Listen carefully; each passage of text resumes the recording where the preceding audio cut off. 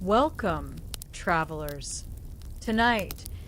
we invite you to unwind and relax as we journey through the tranquil side of The Witcher 3's world. Settle in, dim the lights, and let the peaceful sounds and sights of the Northern Realms help you drift into rest. Instead of focusing on battles or quests, we'll explore the quiet moments, misty mornings in Vilan, the soft waves of Skellige, and the calm routines of everyday life. These gentle details make the world feel alive and comforting. Share your own favorite peaceful game worlds in the comments. We'd love to hear what places bring you calm and inspiration. Now, let the magic of The Witcher 3 surround you. As we wander through its serene landscapes, allow yourself to relax, close your eyes, and enjoy a soothing journey through one of gaming's most beautiful realms. In the earliest hours of morning, when the world exists in that magical space between night and day, the village of White Orchard awakens with a soft, unhurried rhythm that has marked rural life for countless generations. The first light of dawn filters through ancient oak trees, their gnarled branches creating intricate patterns of shadow and golden warmth across cobblestone paths worn smooth by decades of daily passage. The air carries the mingled scents of wood smoke from awakening hearths, fresh bread beginning its slow rise in the baker's kitchen, and the clean, earthy fragrance of dew-dampened soil. Somewhere in the distance, a rooster announces the new day with proud authority, his call echoing across fields where morning mist clings to the ground like gossamer veils, reluctant to surrender to the approaching warmth of sunrise. Elsa, the innkeeper's daughter, moves quietly through the common room of the White Orchard Inn, her bare feet making barely a whisper against the wooden floors. She tends to the dying embers in the great stone fireplace, coaxing them back to gentle life with practiced ease. The flames respond to her care, growing from orange glimmers to a steady, comforting glow that will welcome early travelers and provide warmth for the simple breakfast she'll soon prepare. Through diamond-paned windows, the world outside reveals itself in soft focus. The village well stands at the center of the small square, its weathered stones dark with morning moisture. Around it, modest homes cluster together like old friends sharing quiet conversation, their thatched roofs and whitewashed walls speaking of generations of careful maintenance and quiet pride in simple, honest living. The blacksmith's forge remains cold at this early hour, but soon Fergus will arrive to begin his day's work, the rhythmic ring of hammer on anvil providing a steady heartbeat for the village's daily activities. For now, though, the morning belongs to gentler sounds, the soft lowing of cattle in distant pastures, the rustle of leaves stirred by the lightest of breezes, and the gradual awakening of a world that has learned to find beauty in the ordinary rhythms of rural existence. In these peaceful moments before the day's responsibilities take hold, White Orchard embodies a timeless quality that speaks to something deep within the human spirit. Here, surrounded by the gentle landscape of rolling hills and ancient woodlands, one can almost forget the larger troubles that plague the northern realms and simply exist in the quiet contentment of a world where morning still arrives with the promise of simple pleasures and honest work. Beyond the village proper, where a narrow path winds through a grove of silver birch trees, lies the domain of the local herbalist, a place where the ancient knowledge of plant lore continues its quiet work of healing and restoration. The garden exists in perfect harmony with the surrounding wilderness, its carefully tended beds flowing seamlessly into the natural landscape as if nature herself had decided to organize her bounty for easier gathering. Morning light filters through the canopy above, creating a cathedral of green and gold where every leaf seems to glow with inner luminescence. The herbalist moves through her domain with the unhurried grace of someone who has learned to work in partnership with natural rhythms rather than against them. Her weathered hands, stained green from years of working with plant essences, tend to each specimen with the reverence of a devoted guardian. Rows of chamomile spread their daisy-like flowers in cheerful profusion, their apple-sweet fragrance rising with the warming air.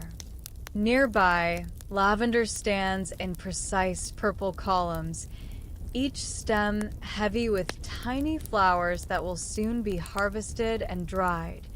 their essential oils captured to provide comfort for troubled sleep and anxious minds. The herbalist pauses here, running her fingers gently along the flowering spikes, releasing a cloud of aromatic perfume that seems to slow time itself. In shadier corners of the garden,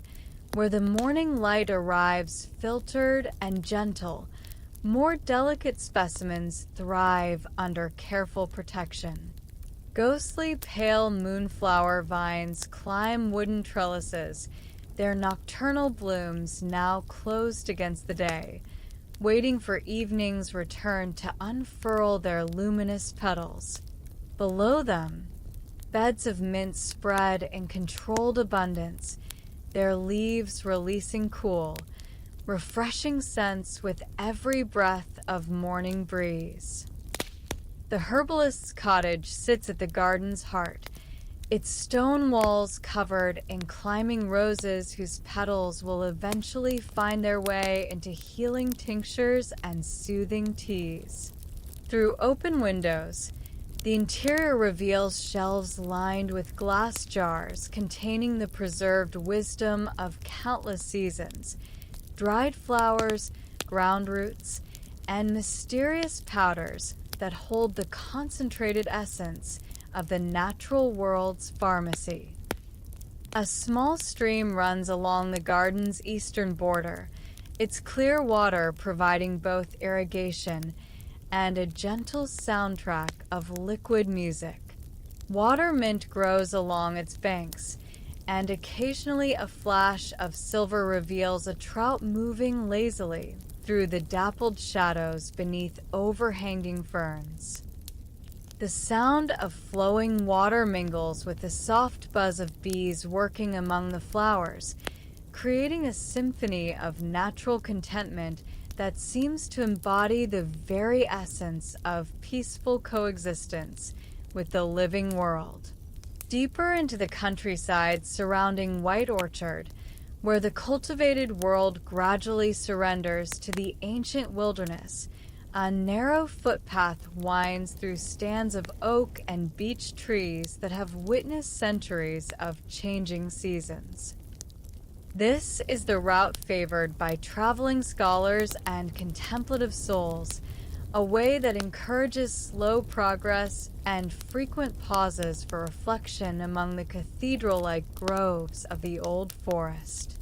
The path itself seems to breathe with the forest's rhythm, rising and falling with the natural contours of the land, curving around massive tree trunks whose circumference speaks of ages beyond human memory. Moss grows thick on the northern sides of these giants, creating cushioned seats where weary travelers can rest and contemplate the patient wisdom of trees that have stood since before the first human settlements took root in these lands. Shafts of morning sunlight penetrate the canopy at irregular intervals, creating pools of golden radiance where dust motes dance like tiny spirits celebrating the day's beginning. In these illuminated spaces, wildflowers have claimed their place. Wood anemones spreading their star-like petals in delicate carpets, and shy violets hiding their purple faces among heart-shaped leaves. The interplay of light and shadow creates an ever-changing tapestry that transforms with each step along the winding way. The forest floor beneath one's feet tells its own story through the soft crunch of fallen leaves, the occasional snap of a twig, and the yielding give of earth rich with decades of natural mulch. Each footfall seems to connect the walker with countless others who have passed this way before, merchants carrying their wares between settlements, pilgrims seeking sacred groves, and simple folk who have learned that sometimes the best counsel comes from the patient silence of ancient trees. Birdsong provides a gentle accompaniment to contemplative walking, with different species claiming different levels of the forest's vertical world. High above, ravens call to each other with voices that carry news across vast distances, while closer to the ground, wrens and finches offer more intimate melodies that seem designed for solitary listeners. Occasionally, the hollow drumming of a woodpecker echoes through the trees, a rhythmic percussion that speaks of industrious purpose and the satisfaction of honest work. Where the path crosses small clearings, the forest reveals glimpses of its larger patterns. The way younger trees cluster around their elders, seeking protection and wisdom, how streams carve their courses through the landscape with patient persistence, and the countless small communities of plants and creatures that thrive in the shelter of the woodland's embrace. These moments of broader perspective invite reflection on the interconnected nature of all living things and the quiet strength that comes from being part of something larger than oneself. Following the gentle sound of moving water, the forest path eventually leads to a clearing where a stone mill sits beside a stream that has carved its course through the landscape over countless years. The mill wheel turns with hypnotic regularity,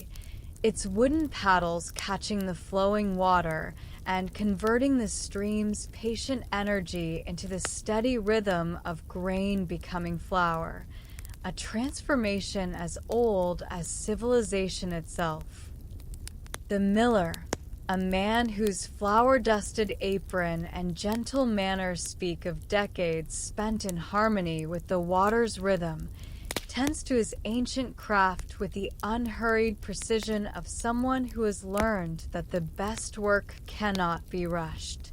The great millstones turn with ponderous dignity, their surfaces worn smooth by generations of grain, creating a low, rumbling song that harmonizes perfectly with the splash and gurgle of the wheel's endless rotation. Sacks of wheat and barley wait in neat rows along the mill's stone walls, each one representing the patient work of farmers who have learned to read the seasons and trust in the earth's generous response to careful cultivation. The grain itself tells stories of summer sunshine and gentle rains, of fields that stretched golden under harvest moons, and the satisfaction of work that connects human effort directly to the sustenance of community life. The stream that powers this peaceful industry flows with the clarity that speaks of mountain origins and forest filtration. Its voice changes with the contours of its bed, gurgling cheerfully over smooth pebbles, whispering softly through deeper pools where trout lie in the dappled shadows, and singing with crystalline clarity where it cascades over small stones worn round by centuries of patient waterwork. Willows line the stream's banks, their trailing branches creating natural curtains that filter the morning light into patterns of green and gold. Beneath their shelter, the water moves with the unhurried persistence that has carved valleys and shaped landscapes since the world was young. Dragonflies patrol the water's surface with iridescent wings that catch and scatter sunlight like living jewels, while water striders dance across the surface tension with impossible grace. The mill's interior reveals the beautiful complexity of simple machinery perfected over generations. Wooden gears worn smooth by use, leather belts that transfer power with quiet efficiency, and the massive stones that perform their ancient alchemy of transformation. Flower dust hangs in the air like golden mist, catching the light that streams through small windows and creating an atmosphere of peaceful industry that seems to embody the very best of human cooperation with natural forces. As the day's warmth begins to fade and the first hints of evening color the western sky, the small shrine at White Orchard's edge becomes a place of quiet reflection and gentle transition from day to night. The shrine itself is a modest structure built from local stone and weathered by countless seasons into perfect harmony with its surroundings, a testament to the enduring human need to mark sacred space within the natural world. Candles flicker in glass holders that protect their flames from evening breezes, their warm light creating a circle of golden radiance that seems to hold the approaching darkness at respectful distance. The candles themselves represent the prayers and hopes of villagers who have come here seeking comfort, guidance, or simply a moment of peace away from the day's responsibilities. Each flame dances with its own rhythm, yet all contribute to the shrine's gentle illumination. The shrine's caretaker, an elderly woman whose silver hair catches the candlelight like spun moonbeams, moves among the offerings with the reverent care of someone who understands the sacred nature of hope made manifest. Fresh flowers rest beside small tokens left by visitors, a child's carefully carved wooden horse, a ribbon from a wedding dress, a smooth stone carried from a distant shore. Each offering tells its own story of human connection to something greater than individual experience. Evening mist begins to rise from the nearby stream, creating ethereal veils that drift between the trees like the visible breath of the earth itself. The temperature drops with the sun's departure, bringing the crisp clarity that makes distant sounds carry farther and transforms familiar landscapes into something touched with mystery. The shrine's candles seem to burn brighter as natural light fades, their steady flames becoming beacons of human persistence in the face of gathering night. The sounds of evening create their own gentle symphony, the soft hoot of an owl claiming its territory, the rustle of small creatures beginning their nocturnal activities, and the distant lowing of cattle being brought in for the night. These sounds layer together into a tapestry of rural tranquility that that speaks of cycles older than memory and the comfort that comes from being part of patterns larger than individual existence. Visitors to the shrine often find themselves staying longer than intended, drawn by the peaceful atmosphere and the way the flickering candlelight seems to slow time itself. Here, in this simple space where earth and sky meet human aspiration, the troubles of the day gradually lose their sharp edges and transform into something more manageable, more connected to the larger rhythms of life that continue regardless of individual concerns. The ancient trade route that connects White Orchard to the broader world stretches like a ribbon of packed earth through the countryside, its surface worn smooth by countless wagon wheels, horse hooves, and the feet of travelers who have carried goods, stories, and dreams between distant settlements for generations uncounted. As twilight settles over the northern realms, this road becomes a pathway through a landscape transformed by the magic of fading light. A merchant caravan moves slowly along the route, their oxen setting a pace that allows for appreciation of the journey itself rather than mere urgency to reach the destination. The lead wagon creaks with comfortable familiarity, its wooden wheels finding the road's rhythm as naturally as a ship finds the ocean swell. The merchant, a weathered man whose eyes hold the accumulated wisdom of 1,000 conversations with strangers, walks beside his animals with the patient gait of someone who has learned that the road provides its own rewards to those who travel it with proper respect. Canvas covers protect the wagon's cargo from evening dew, but glimpses of the goods within reveal the wonderful variety of human craftsmanship. Bolts of cloth dyed in colors that speak of distant markets, ceramic vessels glazed to catch and hold light like captured sunshine,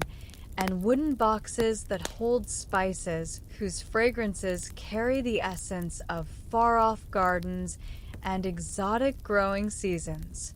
The road itself tells stories through its construction and maintenance. Stone bridges cross small streams with arches that have supported commerce for centuries, their foundations deep enough to withstand spring floods and winter freezes.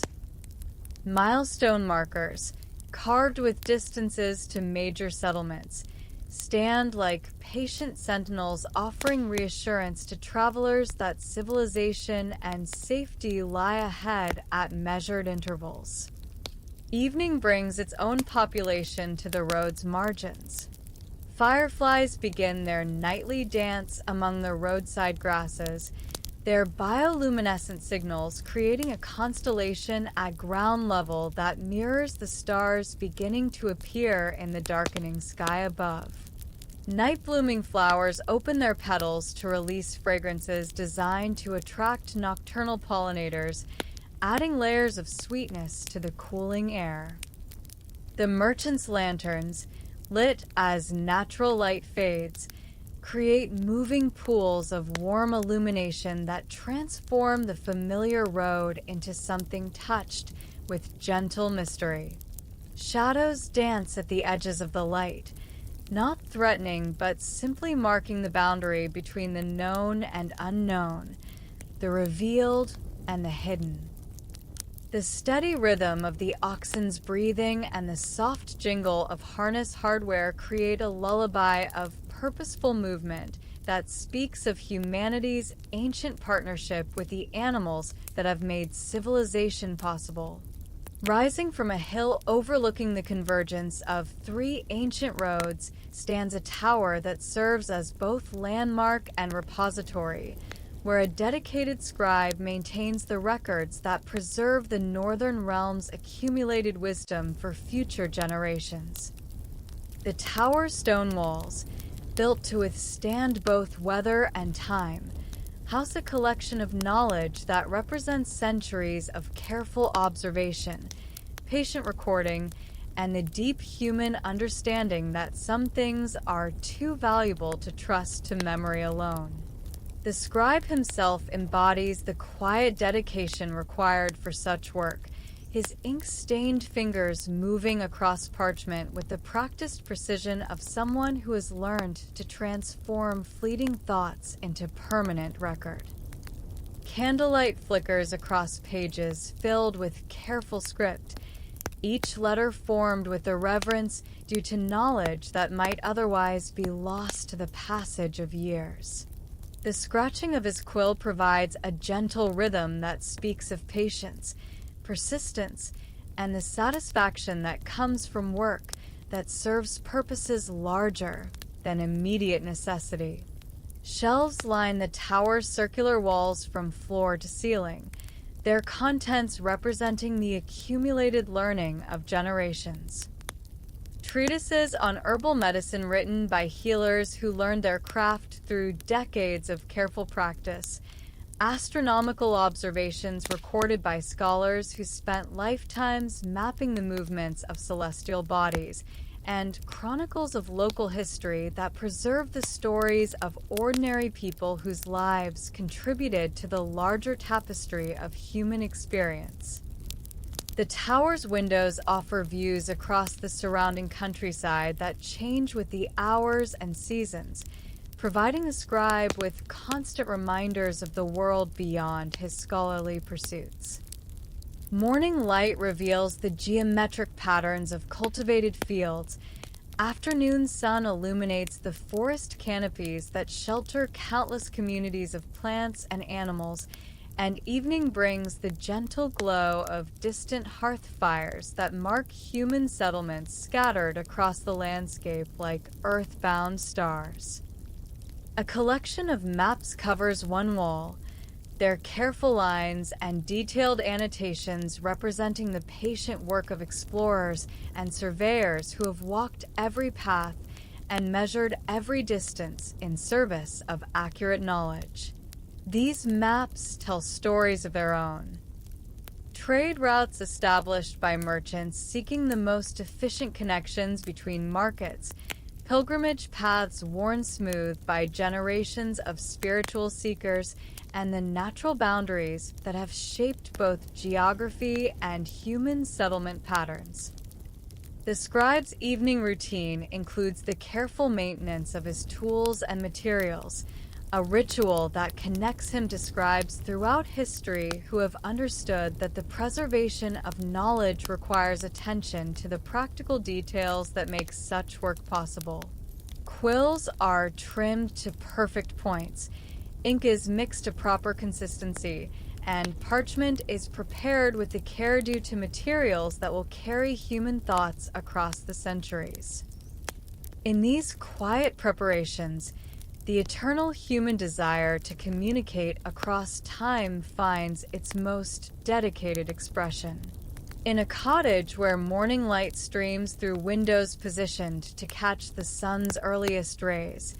a master weaver continues the ancient art of transforming simple threads into complex beauty through the patient application of skill refined over decades of dedicated practice. Her loom dominates the main room, its wooden frame worn smooth by countless hours of use, its mechanisms adjusted and readjusted until they respond to her touch with the precision of a musical instrument played by a master musician. The weaver's hands move with the unconscious grace that comes from perfect familiarity with her craft, guiding threads through patterns that exist first in her mind's eye before taking physical form in the growing fabric. Each pass of the shuttle adds another line to designs that speak of cultural traditions passed down through generations of women who understood that the creation of beautiful, functional textiles represents one of humanity's most fundamental and satisfying forms of artistic expression. Baskets arranged around the cottage hold wool in every conceivable shade, from the natural whites and browns of sheep fleece to colors achieved through careful dyeing with plants gathered from local meadows and forests. Madder root provides deep reds, woad creates blues that rival the summer sky, and yellow comes from flowers that bloom in careful succession throughout the growing season. Each color tells its own story of seasonal rhythms and the weaver's deep knowledge of the natural world's generous palette. The rhythm of the loom creates a gentle percussion that harmonizes with other sounds of rural life. The soft bleating of sheep in distant pastures, the creak of windmill sails turning in the morning breeze, and the cheerful chatter of sparrows nesting in the cottage's eaves. This symphony of purposeful activity speaks to the deep satisfaction that comes from work that connects individual effort to community needs while expressing personal creativity within traditional frameworks. Finished textiles hang from wooden pegs around the cottage walls, their patterns revealing the weaver's mastery of techniques that transform simple geometric relationships into complex visual harmonies. Plaids balance color and proportion with mathematical precision, while more elaborate designs incorporate motifs that carry cultural significance. Stylized flowers that represent seasonal celebrations, interlocking patterns that symbolize community connections, and border designs that frame the central composition with decorative elements that please the eye while serving practical purposes. The weaver's garden,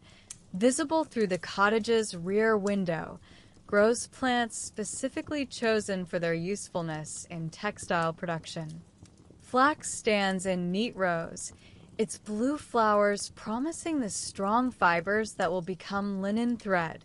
while beds of dye plants ensure a steady supply of coloring materials. This integration of cultivation and craft represents the holistic approach to making that characterized traditional societies, where the creation of necessary goods required deep understanding of natural processes and seasonal timing. High above the village, where a cleared hilltop provides unobstructed views of the night sky, an astronomer maintains his patient watch over the celestial sphere,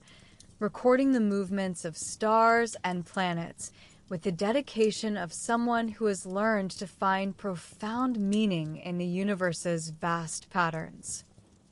His observatory, a simple structure designed more for function than comfort, houses instruments crafted with the precision required for accurate measurement of cosmic phenomena that unfold across scales of time that dwarf human experience. The astronomer himself embodies the particular combination of patience and curiosity required for his calling, his weathered face turned upward toward constellations that have guided travelers and marked seasons since humanity first learned to read meaning in the night sky's apparent chaos. His careful notes, recorded in ledgers that represent years of nightly observations, track the subtle changes that reveal the universe's hidden order. The precession of equinoxes, the varying brightness of stars, and the complex orbital relationships that govern planetary movements. Ancient star charts cover the observatory's walls, their careful annotations representing the accumulated knowledge of generations of skywatchers who have contributed to humanity's growing understanding of cosmic relationships.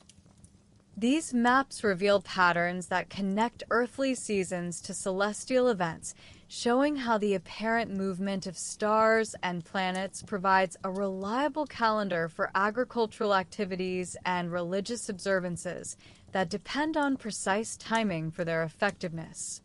The astronomer's instruments reflect the beautiful marriage of mathematics and craftsmanship that characterizes the best scientific tools. Astrolabes whose intricate metalwork can calculate stellar positions with remarkable accuracy, quadrants that measure celestial angles with precision sufficient for navigation across vast distances, and armillary spheres that model the complex relationships between Earth and sky in three-dimensional form that makes abstract concepts tangible to human understanding. Evening preparation for the night's observations follows rituals that connect the astronomer to practitioners of his art throughout history. Instruments are cleaned and calibrated, reference materials are arranged for easy consultation, and the mind is prepared for the focused attention required to detect subtle changes in familiar patterns. These preparations acknowledge that meaningful observation requires not just clear skies and accurate instruments, but also the mental discipline to maintain concentration across long hours of patient watching. As full darkness settles over the landscape and artificial lights fade to allow natural night vision to develop, the sky reveals its true majesty to eyes trained to appreciate celestial beauty. The Milky Way emerges as a river of light flowing across the dome of heaven. Individual stars resolve into distinct points of brilliance, and planets reveal their steady glow that distinguishes them from the twinkling stars that surround them. In this nightly revelation of cosmic grandeur, the astronomer finds both professional satisfaction and spiritual renewal that sustains his dedication to understanding humanity's place within the vast universe. In the earliest hours before sunrise, when the world exists in that magical transition between night and day, the village beekeeper begins her daily communion with the colonies that represent one of nature's most perfect examples of cooperative organization and industrious purpose. Her apiary, located in a sheltered meadow where wildflowers bloom in careful succession throughout the growing season, houses wooden hives that hum with the constant activity of thousands of individuals working together toward common goals that ensure the survival and prosperity of their communities. The beekeeper herself moves among her charges with the calm confidence that comes from years of observing and learning from creatures whose social organization surpasses human achievement in its efficiency and dedication to collective welfare. Her protective clothing, worn more from tradition than necessity, speaks of the respect due to insects whose defensive capabilities command attention while their productive contributions to both human agriculture and natural ecosystems deserve gratitude and careful stewardship. Morning light reveals the intricate architecture of the hive's internal structure, where hexagonal cells constructed with mathematical precision provide storage for honey, pollen, and the developing larvae that represent each colony's investment in its future. The geometric perfection of honeycomb construction demonstrates principles of engineering that human architects have studied and admired without fully replicating, each cell built to exact specifications that maximize storage capacity while minimizing material requirements. The meadow surrounding the apiary showcases the interdependent relationships that make both human agriculture and natural ecosystems possible. Clover spreads in purple carpets that provide nectar for honey production while fixing nitrogen in the soil for other plants' benefit. Fruit trees at the meadow's edge depend on bee pollination for their annual crop, their spring blossoms timed to coincide with the colony's peak activity periods. Wild roses climb along stone walls, their single blooms offering both nectar and the beauty that makes human habitation in rural settings a source of daily pleasure. The beekeeper's morning routine includes careful observation of each colony's activity level, noting the steady stream of foragers departing to gather nectar and pollen from flowers that may be located miles from the hive. These observations provide information about the health and productivity of each colony, while connecting the beekeeper to the larger rhythms of seasonal change that govern both insect behavior and plant flowering cycles. The sound of active hives creates a gentle drone that speaks of purposeful industry and cooperative effort, a natural music that harmonizes with other sounds of rural morning. Birdsong from trees where beneficial insects provide food for growing nestlings, the distant lowing of cattle whose grazing maintains the open meadows that support diverse plant communities, and the soft whisper of morning breezes moving through grass heavy with dew. In this symphony of interconnected life, the beekeeper finds daily confirmation of the wisdom that comes from working in partnership with natural processes rather than attempting to dominate or control them. As the first pale light of dawn touches the ancient spires of Oxenfurt, the great university city awakens with a gentle rhythm of a place where learning and commerce have flowed together like converging rivers for countless generations.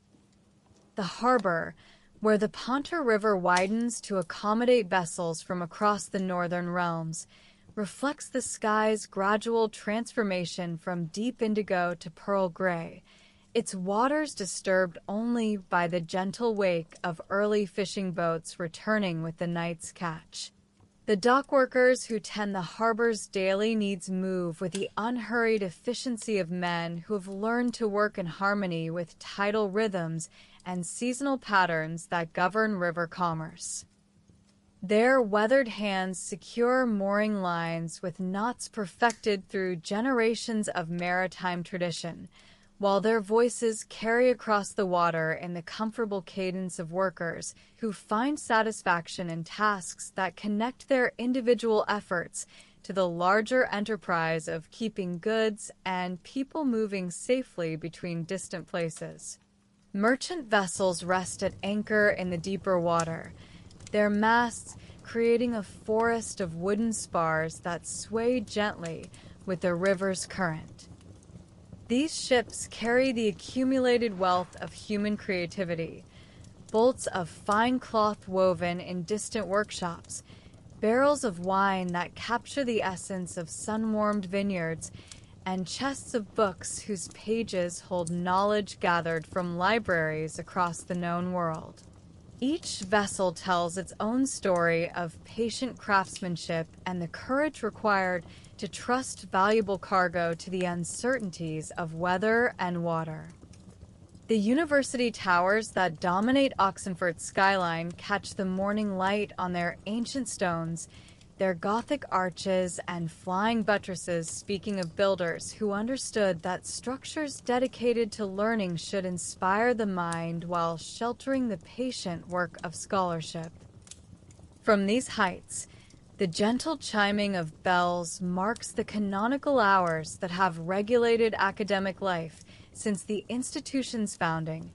their bronze voices carrying across the city like audible reminders of time's passage and the importance of maintaining rhythm in intellectual pursuits. Students begin to emerge from their lodgings as the sun climbs higher, their arms laden with books and writing materials that represent the tools of their chosen trade. These young scholars, drawn to Oxenfurt from villages and cities across the northern realms, carry with them the hopes and dreams of families who have sacrificed to provide education that will open doors to opportunities beyond the circumstances of birth. Their animated conversations, conducted in the mixture of languages that characterizes any great center of learning, add energy to the morning air without disturbing its fundamental tranquility. The river itself provides a constant soundtrack of liquid music, its waters flowing with a patient persistence that has carved channels through the landscape and made possible the commerce that sustains urban civilization. Occasionally, the splash of a jumping fish breaks the surface, creating concentric circles that spread outward until they merge with the larger patterns of current and wind that keep the water in constant, gentle motion. Within the university's oldest building, where stone walls thick enough to muffle the outside world's distractions create an atmosphere of profound quiet, the scriptorium continues its ancient work of preserving and reproducing the texts that form the foundation of human knowledge. Here, in chambers lit by carefully positioned windows that provide steady illumination without harsh shadows, scribes bent over their desks perform the patient alchemy of transforming thought into permanent form through the careful application of ink to parchment. The head scribe, a man whose silver beard and ink-stained fingers speak of decades devoted to the preservation of learning, moves among his assistants with the quiet authority of someone who understands that their work serves purposes that extend far beyond the immediate task of copying text. Each manuscript they complete represents a victory against time's tendency to erode human achievement, a bridge that carries the wisdom of past generations safely into an uncertain future. The scriptorium's atmosphere encourages the meditative focus required for work that demands both technical precision and deep respect for the content being reproduced. The scratch of quills against parchment creates a gentle rhythm that speaks of patience and dedication, while the occasional pause for ink replenishment or the careful blotting of completed lines provides natural breaks that prevent the eye's strain and mental fatigue that could compromise the accuracy essential to scholarly work. Illuminated manuscripts in various stages of completion rest on angled desks designed to support both the scribe's posture and the proper angle for precise lettering. These works represent the marriage of textual scholarship and artistic expression, their decorated margins filled with intricate patterns that transform functional documents into objects of beauty worthy of the knowledge they contain. Gold leaf catches and reflects the morning light, creating points of brilliance that seem to make the pages themselves luminous with inner fire. The library that adjoins the scriptorium houses the master copies from which new manuscripts are created, its shelves lined with volumes that represent the accumulated learning of centuries. These books, bound in leather that has aged to rich browns and deep burgundies, contain everything from practical treatises on medicine and agriculture to philosophical works that explore the deepest questions of human existence. The faint fragrance of aged parchment and leather bindings creates an atmosphere that speaks of knowledge preserved and wisdom accumulated through generations of careful scholarship. Young apprentices learn their craft through careful observation and gradual assumption of responsibility, beginning with the preparation of writing materials and advancing through stages of increasing complexity until they achieve the mastery required for independent work. This system of knowledge transmission, refined over centuries of practice, ensures that the skills required for manuscript production continue to pass from generation to generation while maintaining the standards of excellence that make scholarly work trustworthy and enduring. In a tower room where northern light streams through tall windows specifically positioned to provide the steady illumination required for precise observation, a master alchemist continues the ancient pursuit of understanding the hidden relationships that govern the transformation of matter. His laboratory, equipped with apparatus that represents centuries of refinement in the tools of natural philosophy, serves as both workshop and temple to the patient investigation of nature's deepest secrets. The alchemist himself embodies the particular combination of practical skill and theoretical knowledge required for work that stands at the intersection of craft and science. His careful movements among the glassware and instruments speak of someone who has learned that meaningful discovery requires not just curiosity and intelligence, but also the manual dexterity and attention to detail that transform abstract theories into concrete results through patient experimentation. Glass vessels of every conceivable shape and size line the laboratory shelves, their contents representing various stages of ongoing experiments that may require months or years to reach completion. Distillation apparatus connects flasks and condensers in complex arrangements that allow for the separation and purification of substances according to their different properties, while furnaces provide the controlled heat necessary for reactions that reveal the hidden affinities between different materials. The morning's work begins with the careful examination of experiments set in motion during previous sessions, noting changes in color, consistency, or other properties that might indicate progress toward desired results. These observations, recorded in ledgers that represent years of accumulated data, contribute to the growing body of knowledge that allows future experiments to build upon past discoveries rather than simply repeating work already completed by earlier investigators. Shelves of raw materials reveal the global scope of alchemical investigation, minerals gathered from distant mountains, plant extracts prepared from specimens collected across multiple growing seasons, and animal products obtained through careful cooperation with hunters and farmers who understand the importance of timing and method in the collection of materials whose properties depend on factors that extend far beyond simple chemical composition. The laboratory's atmosphere encourages the focused attention required for work that demands both precision and patience, where small errors in measurement or timing can invalidate months of careful preparation.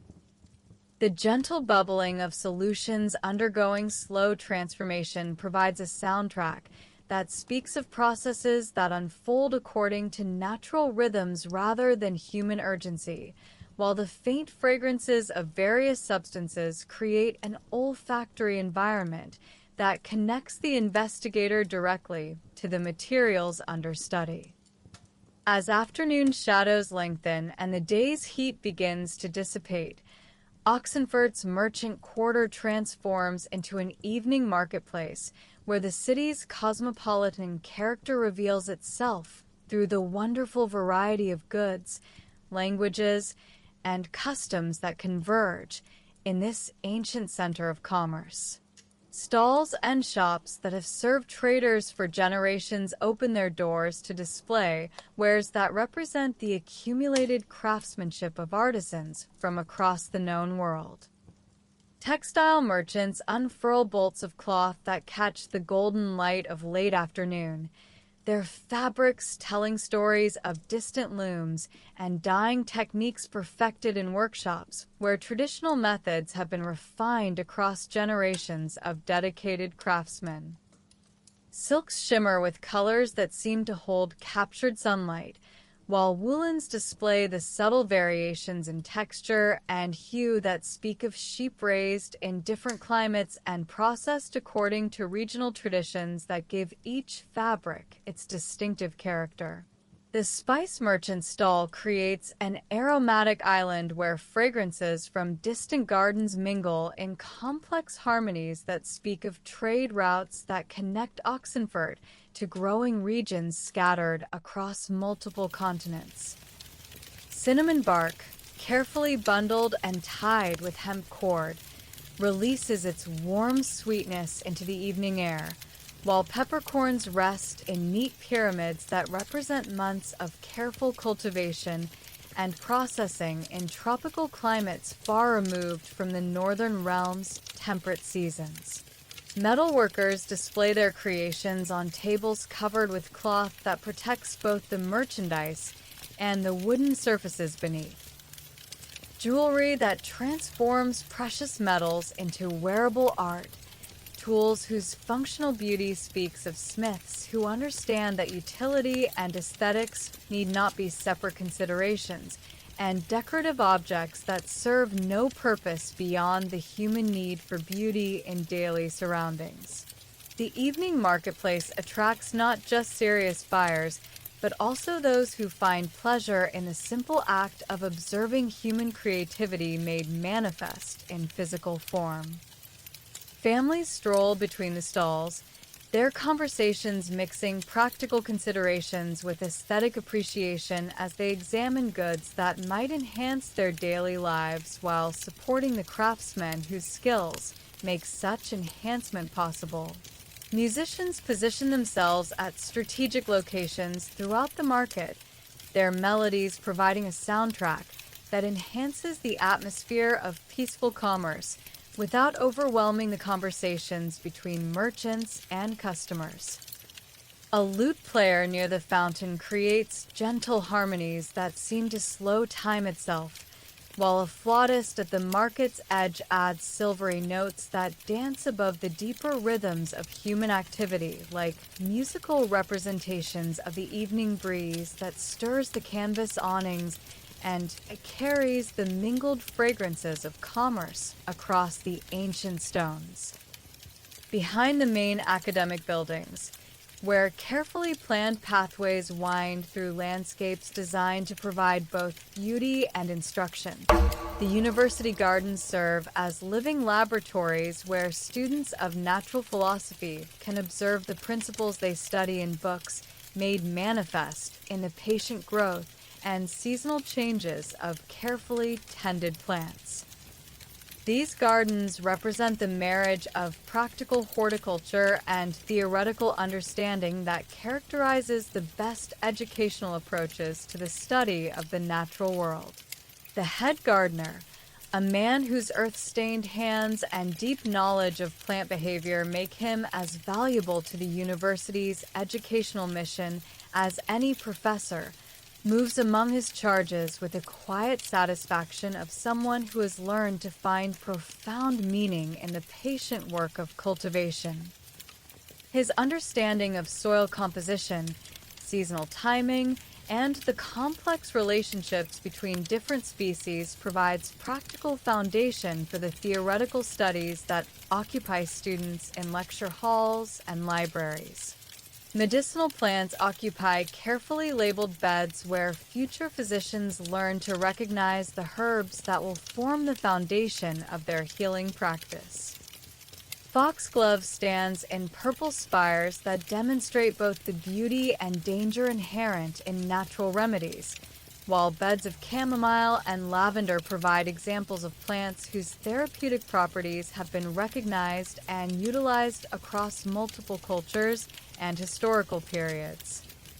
Each specimen represents accumulated knowledge that connects contemporary medical practice to traditions that extend back to humanity's earliest attempts to understand and utilize the healing properties of the plant kingdom. The botanical collection includes specimens gathered from across the known world, their presence in Oxenfurt's temperate climate made possible through careful attention to the microclimates created by strategic placement of walls, water features, and companion plantings that modify local conditions to accommodate species that would not naturally thrive in the northern realm's seasonal patterns. These exotic plants serve as living reminders of the global scope of natural diversity and the importance of careful observation in understanding the factors that govern plant distribution and adaptation. Students often gather in the gardens during the evening hours, when the day's formal instruction has ended and the peaceful atmosphere encourages the kind of reflective discussion that transforms information into understanding. Their conversations, conducted in the mixture of languages that characterizes any international center of learning, explore connections between theoretical knowledge and practical application, while the garden's beauty provides a setting that makes even the most abstract concepts seem connected to tangible reality.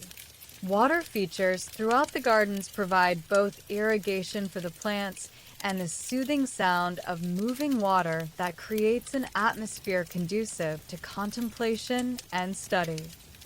A central fountain serves as a gathering point where students and faculty meet for informal discussions,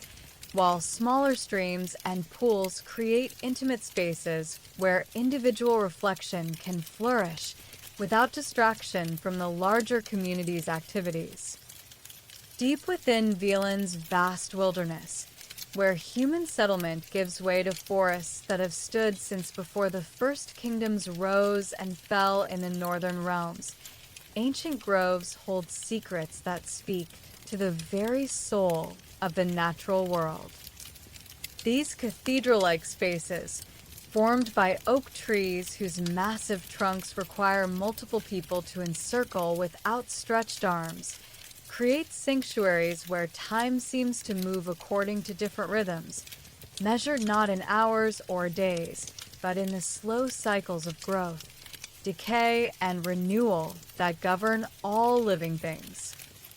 The forest floor beneath these giants lies thick with the accumulated wisdom of countless seasons, where fallen leaves have decomposed into rich humus that nourishes new growth while preserving the chemical signatures of decades past. Each footstep releases the earthy fragrances that speak of life's eternal cycle of transformation, where death becomes the foundation for new beginnings and nothing is ever truly lost, only changed into different forms that serve the forest's continuing story. Shafts of sunlight penetrate the canopy at irregular intervals, creating pools of golden radiance, where wildflowers have claimed their place in the forest's complex hierarchy of light and shadow. Wood sorrel spreads its clover-like leaves in delicate carpets that seem to glow with inner luminescence, while shy violets hide their purple faces among the roots of ancient trees, their modest beauty requiring patient observation to fully appreciate. The silence of these deep woods differs from the mere absence of sound. It represents instead a profound quiet that seems to absorb and transform the small noises that do occur, making each bird call, each rustle of leaves, each crack of settling wood into something significant and worthy of attention. This is the silence that invites contemplation and opens the mind to perceptions that remain hidden in the constant noise of human activity and urban life. Streams flow through these ancient spaces with the unhurried persistence that has carved channels through the landscape over geological time, their clear water reflecting the green cathedral of leaves above, while providing drink for the countless creatures that call these forests home. The sound of flowing water mingles with the soft whisper of wind through leaves to create a natural symphony that speaks of patience, persistence, and the quiet strength that comes from being rooted in something larger than individual existence. Ancient stone formations, weathered by millennia of seasonal change, emerge from the forest floor like the bones of the earth itself, their surfaces covered with moss and lichen that transform bare rock into living sculpture. These natural monuments serve as gathering places for the forest's more elusive inhabitants and as markers for human visitors who seek to understand their place within the larger community of life that thrives in these protected spaces. In a clearing where morning mist clings to the ground like gossamer veils reluctant to surrender to the warming sun, an elderly herbalist continues the ancient practice of gathering nature's pharmacy according to rhythms that connect her work to the deepest patterns of seasonal change. Her weathered hands, stained green from years of working with plant essences, move among her chosen specimens with the reverence of someone who has learned to read the subtle signs that indicate the perfect moment for harvest. The herbalist's knowledge encompasses not just the identification and properties of medicinal plants, but also the complex timing that governs when each species reaches peak potency and the proper methods for preserving their healing virtues through careful drying, extraction, and preparation. This wisdom, accumulated through decades of patient observation and passed down through generations of healers, represents one of humanity's oldest and most essential relationships with the natural world. Her gathering basket, woven from willow shoots according to traditional patterns that allow air circulation while protecting delicate specimens, holds the morning's collection: chamomile flowers that will soothe troubled sleep, yarrow leaves whose astringent properties aid in wound healing, and elderflower clusters that provide relief from respiratory ailments. Each plant represents a specific solution to human suffering, nature's generous response to careful observation and respectful harvesting. The clearing itself serves as an outdoor laboratory where the herbalist can observe plants in their natural habitat, noting the soil conditions, companion species, and microclimate factors that influence their growth and potency. This understanding of ecological relationships allows her to cultivate medicinal gardens that replicate the conditions under which wild plants thrive, ensuring a reliable supply of healing materials while reducing pressure on wild populations. Morning light reveals the intricate beauty of plants that might be overlooked by casual observers. The delicate architecture of fern fronds unfurling in perfect spirals, the geometric precision of flower petals arranged according to mathematical principles that govern natural growth, and the subtle variations in leaf shape and color that distinguish closely related species with different therapeutic properties. The herbalist's cottage, visible through the trees at the clearing's edge, represents the culmination of her life's work. Shelves lined with carefully labeled jars containing the preserved essence of countless growing seasons, drying racks where fresh herbs surrender their moisture while retaining their healing properties, and preparation areas where ancient techniques transform raw plant materials into medicines that bridge the gap between traditional wisdom and contemporary healing needs. Where Wieland's network of rivers and streams creates a liquid highway through the wilderness, a solitary fisherman begins his day with a patient ritual that connects him to generations of men who have learned to read water like a familiar book, understanding the subtle signs that indicate where fish gather and when they are most likely to respond to carefully presented offerings. His small boat, carved from a single oak log and maintained with the care due to a vessel that represents both livelihood and connection to the water's mysteries, moves through the morning mist with barely a whisper of disturbance. The fisherman himself embodies the particular combination of patience and skill required for success in an activity that depends as much on understanding natural rhythms as on technical proficiency with rod and line. His weathered hands, sensitive to the slightest tremor that might indicate a fish's interest in his bait, hold equipment that represents generations of refinement in the tools of his trade. Hooks forged by smiths who understand the specific requirements of different fishing techniques, lines twisted from materials chosen for their strength and invisibility, and rods crafted from wood selected for their flexibility and responsiveness. The river itself tells its story through the varied character of its flow. Deep pools where large fish rest in the shadows of overhanging banks shallow riffles where the current creates the oxygen-rich conditions that support abundant insect life, and quiet backwaters where young fish grow to maturity under the protection of fallen logs and aquatic vegetation. Each section requires different approaches and techniques, knowledge that comes only through years of patient observation and accumulated experience. Morning mist rises from the water's surface,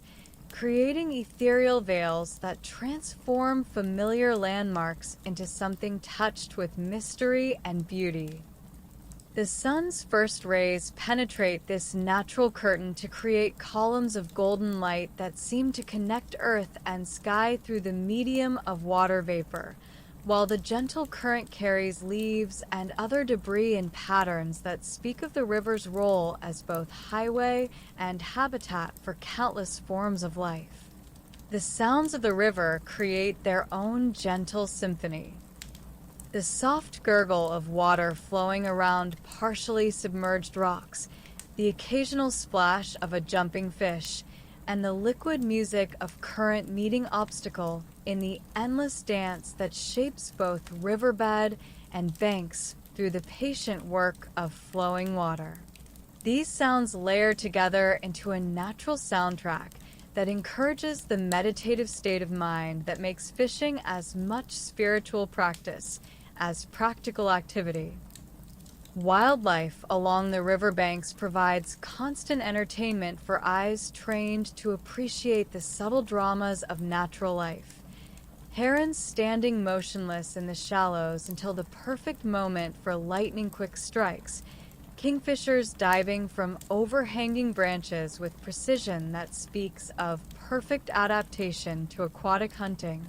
and dragonflies patrolling their territories with iridescent wings that catch and scatter sunlight like living jewels dancing above the water's surface.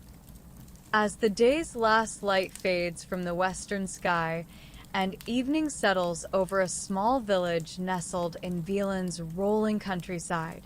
the local healer begins the quiet preparations that will ready her for whatever the night might bring. Her cottage, positioned at the village's edge, where she can be easily found by those in need while maintaining the privacy required for her delicate work, glows with the warm light of carefully tended candles that will burn through the dark hours ahead.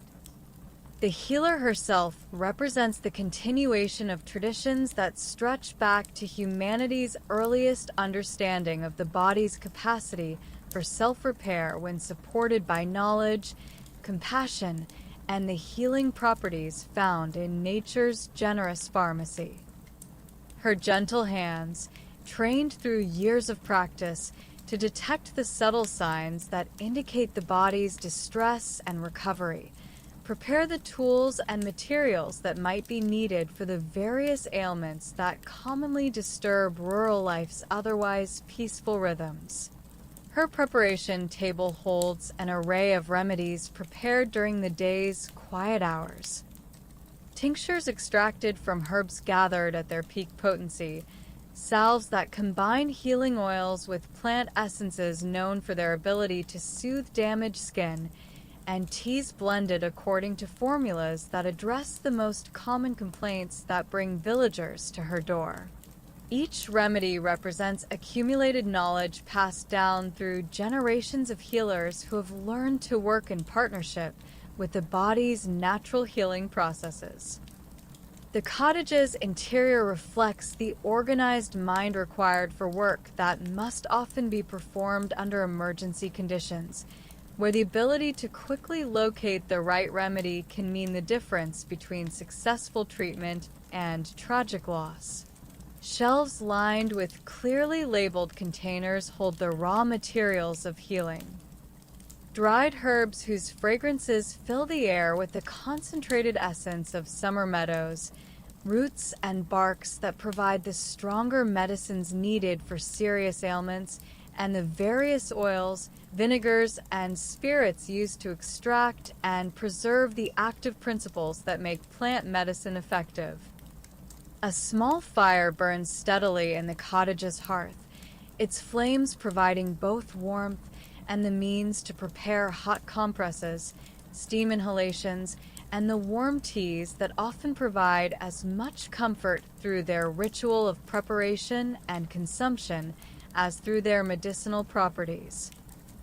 The gentle crackling of burning wood creates a soundtrack that speaks of security and preparation, the sound of someone ready to provide aid and comfort when darkness brings its inevitable challenges to human health and peace of mind. The healer's evening routine includes the meditation and prayer that prepare her mind and spirit for the responsibility of caring for others, acknowledging that healing involves more than technical knowledge and requires the compassion and wisdom that come from understanding the interconnected nature of physical, emotional, and spiritual well-being. In these quiet moments of preparation, she connects herself to the larger community of healers throughout history who have dedicated their lives to relieving suffering and supporting the body's remarkable capacity for restoration and renewal. When the full moon rises over Wieland's mysterious wetlands,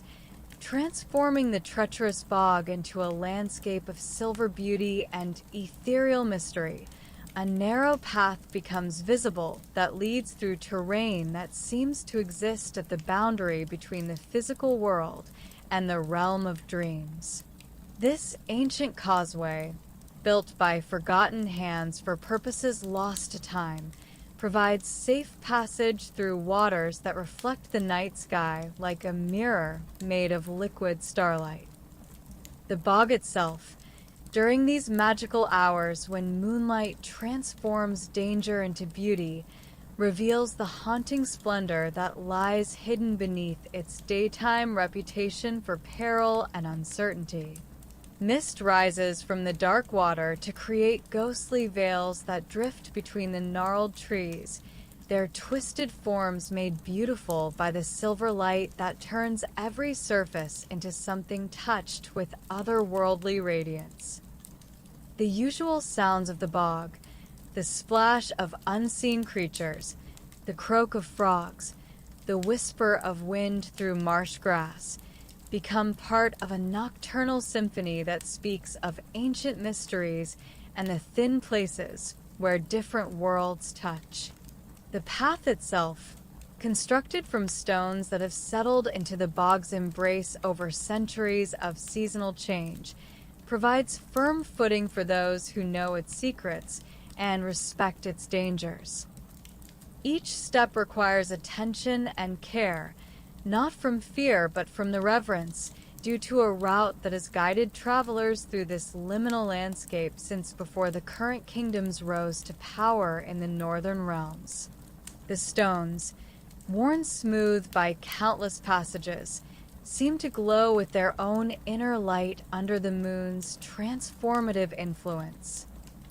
Phosphorescent fungi growing on fallen logs create points of blue-green luminescence that mark the bog's hidden geography, their bioluminescent glow serving as natural lanterns for nocturnal travelers who have learned to read the subtle signs that distinguish safe passage from dangerous deviation. These living lights pulse with rhythms that seem to echo the heartbeat of the bog itself, creating a visual music that guides the eye and soothes the spirit with its gentle, hypnotic patterns. The wildlife of the bog, transformed by moonlight from creatures of shadow into beings of silver beauty, goes about its nocturnal business with a quiet efficiency that characterizes life in challenging environments. Night herons stand motionless among the reeds, their pale forms blending with the mist until sudden movement reveals their presence, while owls call to each other across the water with voices that carry messages older than human language. Water lilies, closed during the day's heat, open their pale petals to the moon's cool radiance, their flowers floating on the dark surface like stars fallen to earth and transformed into living beauty. The fragrance they release into the night air carries hints of exotic sweetness that speaks of the bog's hidden fertility and the unexpected beauty that can emerge from landscapes that seem hostile to human sensibilities, but reveal their secrets to those who approach with patience and respect. As dawn breaks over the scattered islands of Skellige, where ancient granite peaks rise from waters that have known the passage of countless generations of seafaring peoples, morning mist clings to the fjords and channels like the breath of sleeping giants reluctant to surrender the night's peaceful embrace. The archipelago awakens with the rhythm of tides that have shaped both landscape and culture for millennia, their eternal ebb and flow providing the heartbeat that governs island life in all its forms. From the highest peaks of Ard Skellig, where eagles nest among crags that have weathered storms since the world was young, the view encompasses a maritime realm of extraordinary beauty. Emerald islands scattered across waters that shift from deep blue to silver gray as clouds cast their shadows across the surface, creating patterns of light and darkness that change with each passing moment. The sea itself tells stories through its moods, from the gentle lapping of calm morning waters to the distant white caps that speak of winds gathering strength in the open ocean beyond the archipelago's protective embrace. Fishing boats begin to emerge from sheltered harbors, their crews following routes passed down through generations of men who have learned to read the sea's subtle signs and seasonal patterns. These vessels, built according to designs refined over centuries of island craftsmanship, move through the water with the grace that comes from perfect adaptation to their environment, their shallow drafts and flexible construction allowing them to navigate the rocky channels and hidden reefs that protect the islands from unwelcome visitors while providing highways for those who know their secrets. The morning air carries the mingled fragrances that define island life. The salt tang of sea spray, the earthy richness of peat fires that provide warmth and cooking fuel, and the fresh sweetness of mountain streams that cascade down granite slopes to meet the sea in waterfalls that create their own microclimate of mist and coolness. These scents layer together into an olfactory signature that speaks of a land shaped by the marriage of stone and water, where human habitation has learned to work in harmony with forces too powerful to resist or control. Seabirds begin their daily patrol of the waters surrounding the islands, their cries adding wild music to the morning's awakening. Gulls wheel and dive with acrobatic precision, their keen eyes spotting fish from heights that would challenge human vision, while cormorants rest on rocky outcrops with wings spread to dry, their dark silhouettes creating living sculptures against the gray stone that forms the island's foundation. The mist itself, as it gradually lifts with the sun's increasing warmth, reveals the archipelago's geography in stages, like a slow unveiling of natural sculpture. First, the highest peaks emerge from their cloudy shroud, then the middle slopes with their patches of hardy vegetation, and finally the shorelines where waves have carved the granite into fantastic shapes that speak of the patient artistry of wind and water working together across geological time. In a sheltered cove on Ard Skellig's eastern shore, where ancient traditions of shipbuilding continue their patient work of transforming forest timber into vessels capable of carrying Skellige warriors and traders across the treacherous waters of the northern seas. A master craftsman begins his day with rituals that connect his work to generations of builders who have understood that the creation of seaworthy vessels requires more than technical skill. It demands an almost mystical. understanding of how wood and water interact in the eternal dance of maritime life. The shipwright himself embodies the accumulated wisdom of his craft, his weathered hands capable of reading the grain of timber like a familiar text, understanding which pieces will bend without breaking under the stress of heavy seas, and which must be positioned to provide the rigid strength that keeps a vessel's hull intact when waves attempt to twist it beyond its structural limits.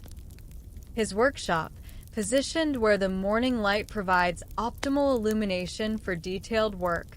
houses tools that represent centuries of refinement in the implements required for transforming raw timber into the complex curves and joints that make a longship both beautiful and functional. The vessels under construction reveal the elegant simplicity that characterizes the best maritime design. Hulls that combine shallow draft for coastal navigation with the deep keel necessary for stability in open water, prows carved with protective symbols that speak of the spiritual dimensions of seafaring life, and the flexible construction that allows these ships to ride over waves rather than fighting through them. Each longship represents months of careful work, where every joint must be perfect and every timber selected for its specific contribution to the vessel's overall strength and seaworthiness. The timber itself tells stories of the forests that provided it. Oak heartwood that has grown slowly in the harsh island climate, developing the density and strength required for keels and frames that must withstand the enormous stresses of heavy weather, and pine planking that combines flexibility with the natural oils that help resist the constant assault of salt water. The selection and seasoning of this wood requires knowledge that encompasses not just carpentry but also forestry, understanding which trees will provide the best material and when they should be harvested for optimal properties. The workshop's atmosphere encourages the focused attention required for work that demands both precision and artistry, where small errors in measurement or joinery can compromise a vessel's seaworthiness and endanger the lives of those who will trust their safety to the builder's skill. The sound of planes shaping timber, the rhythmic hammering that drives wooden pegs into carefully drilled holes, and the occasional pause for measurement and adjustment create a soundtrack of patient craftsmanship that speaks of work that cannot be hurried without sacrificing quality. Apprentices learn their trade through careful observation and gradual assumption of responsibility, beginning with the preparation of materials and advancing through stages of increasing complexity until they achieve the mastery required for independent work. This system of knowledge transmission ensures that the skills required for longship construction continue to pass from generation to generation while maintaining the standards of excellence that make skellige vessels renowned throughout the northern realms for their seaworthiness and durability. As twilight settles over the great hall of Kaer Morhen, where the warmth of massive hearth fires creates an island of comfort against the evening's growing chill, the ancient tradition of storytelling transforms the end of day into something approaching the sacred.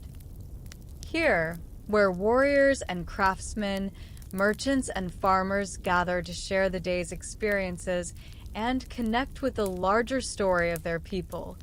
a master skald prepares to weave words into the kind of magic that makes individual lives part of something greater than the sum of their separate experiences. The skald himself represents the living memory of skellige culture, his trained voice capable of carrying epic narratives across the hall's vast space, while his deep knowledge of traditional stories allows him to adapt ancient tales to contemporary circumstances, making the wisdom of past generations relevant to current challenges.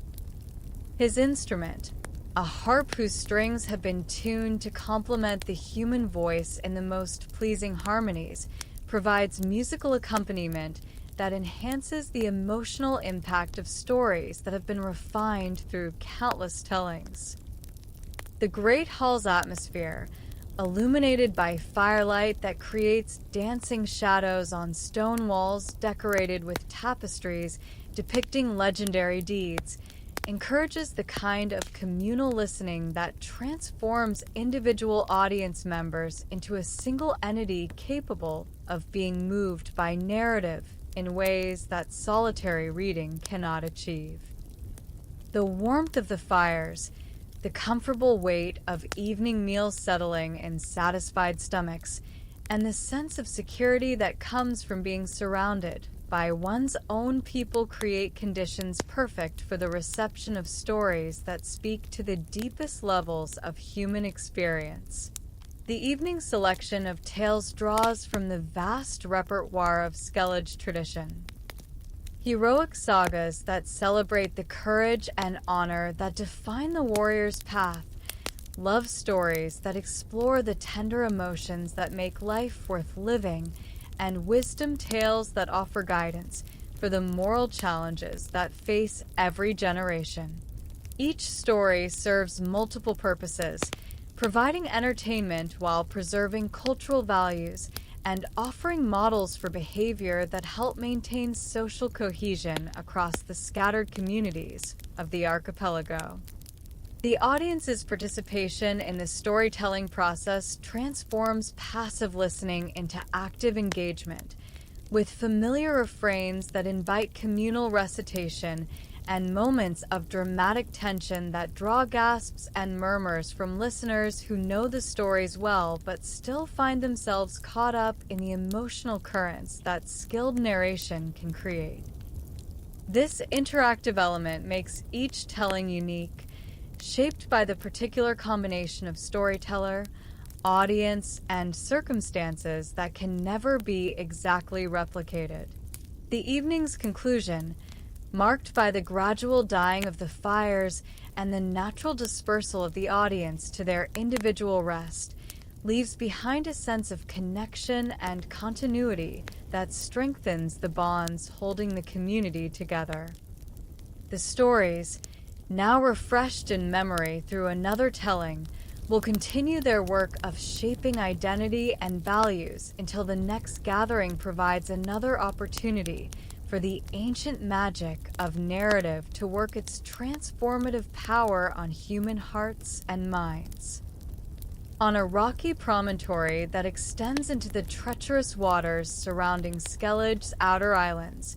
where hidden reefs and unpredictable currents have claimed countless vessels over the centuries, a lighthouse stands as a beacon of hope and safety for mariners who navigate these dangerous seas. The keeper of this vital installation maintains his solitary vigil with the dedication of someone who understands that his faithful attention to duty represents the difference between safe harbor and maritime disaster for the countless vessels that depend on his light for guidance through the darkness.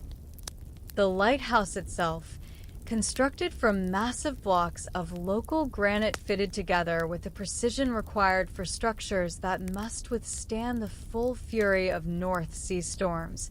rises from its rocky foundation like a monument to human determination to create safety in the midst of natural forces that recognize no obligation to preserve human life. Its beacon, visible for miles across the open water, burns with a steady flame that has guided ships safely home for generations of seafaring families who have learned to watch for its reassuring glow when returning from distant voyages. The keeper's quarters,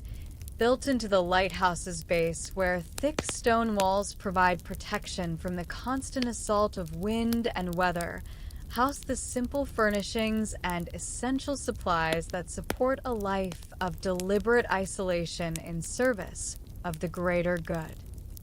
His daily routine, regulated by the rhythms of tides and weather rather than conventional timekeeping, includes the careful maintenance of the beacon's mechanism,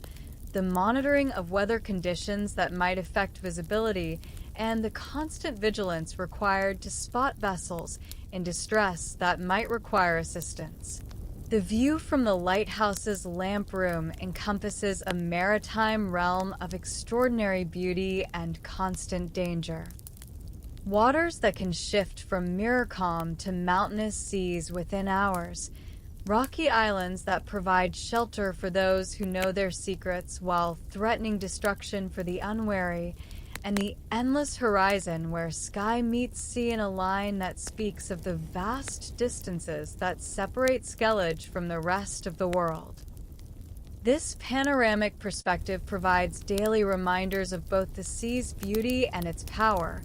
creating a profound respect for forces that dwarf human ambition while inspiring the dedication required for lighthouse keeping. The isolation that defines the keeper's existence, rather than breeding loneliness, creates opportunities for the kind of deep reflection and spiritual development that can only flourish in solitude. His evening routine includes the careful recording of weather observations, ship sightings, and other data that contribute to the accumulated knowledge that helps mariners navigate these treacherous waters more safely, while his nights are spent in the meditative watching that transforms duty into something approaching prayer. The lighthouse beam itself, as it sweeps across the dark waters in its regular rotation, creates a rhythm that becomes the heartbeat of the keeper's existence, its steady pulse providing both the structure for his daily routine and a constant reminder of the lives that depend on his faithful service. In the hypnotic repetition of light and darkness, the keeper finds a form of meditation that connects his individual existence to the larger patterns of service and sacrifice that make civilized life possible. Hidden within Hindersfall's mountainous interior, where ancient paths wind through landscapes that have remained unchanged since the first settlers arrived in the Skellige archipelago, lies a sacred grove dedicated to Freya, the goddess whose protection has watched over the island's people through countless generations of triumph and tragedy. This holy place, where massive oak trees create a natural cathedral of living pillars and vaulted canopy, serves as a sanctuary where the spiritual dimensions of island life find their most profound expression. The grove itself exists in a state of perpetual twilight, where the dense canopy filters sunlight into a green-gold radiance that seems to transform ordinary perception into something approaching the mystical. Ancient trees, their trunks scarred by centuries of weather and marked with runic inscriptions left by generations of pilgrims, stand as silent witnesses to the countless prayers and offerings that have been made in this sacred space. The very air seems different here,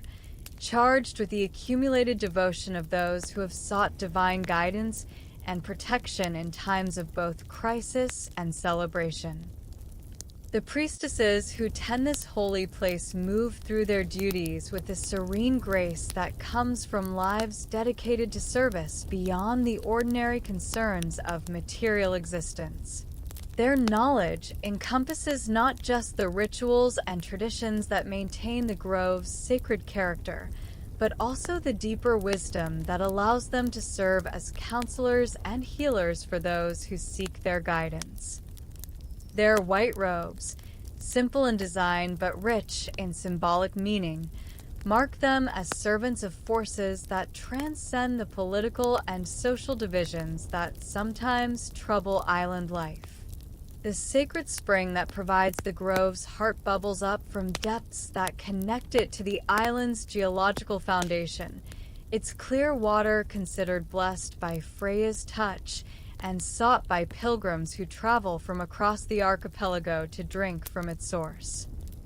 The spring's gentle music, as it flows over stones worn smooth by countless years of sacred use, provides a constant soundtrack that encourages the meditative state of mind appropriate for communion with divine forces. Offerings left by pilgrims create a museum of human hope and gratitude. Carved wooden figures that represent prayers for protection during dangerous voyages, braided locks of hair that symbolize dedication to the goddess's service, and small personal treasures that represent the sacrifice required for meaningful spiritual commitment. Each offering tells its own story of faith and need, creating a collective testimony to the enduring human desire for connection with forces greater than individual existence. The grove's evening rituals, conducted as natural light fades and the sacred fires are kindled to maintain the connection between earthly and divine realms, transform the space into something that seems to exist outside ordinary time. The chanting of ancient prayers, the fragrance of burning herbs that carry human petitions to divine attention, and the sense of participating in ceremonies that connect contemporary worshippers to countless generations of faithful create an atmosphere where the boundary between physical and spiritual reality becomes beautifully thin. As the sun begins its descent toward the western horizon,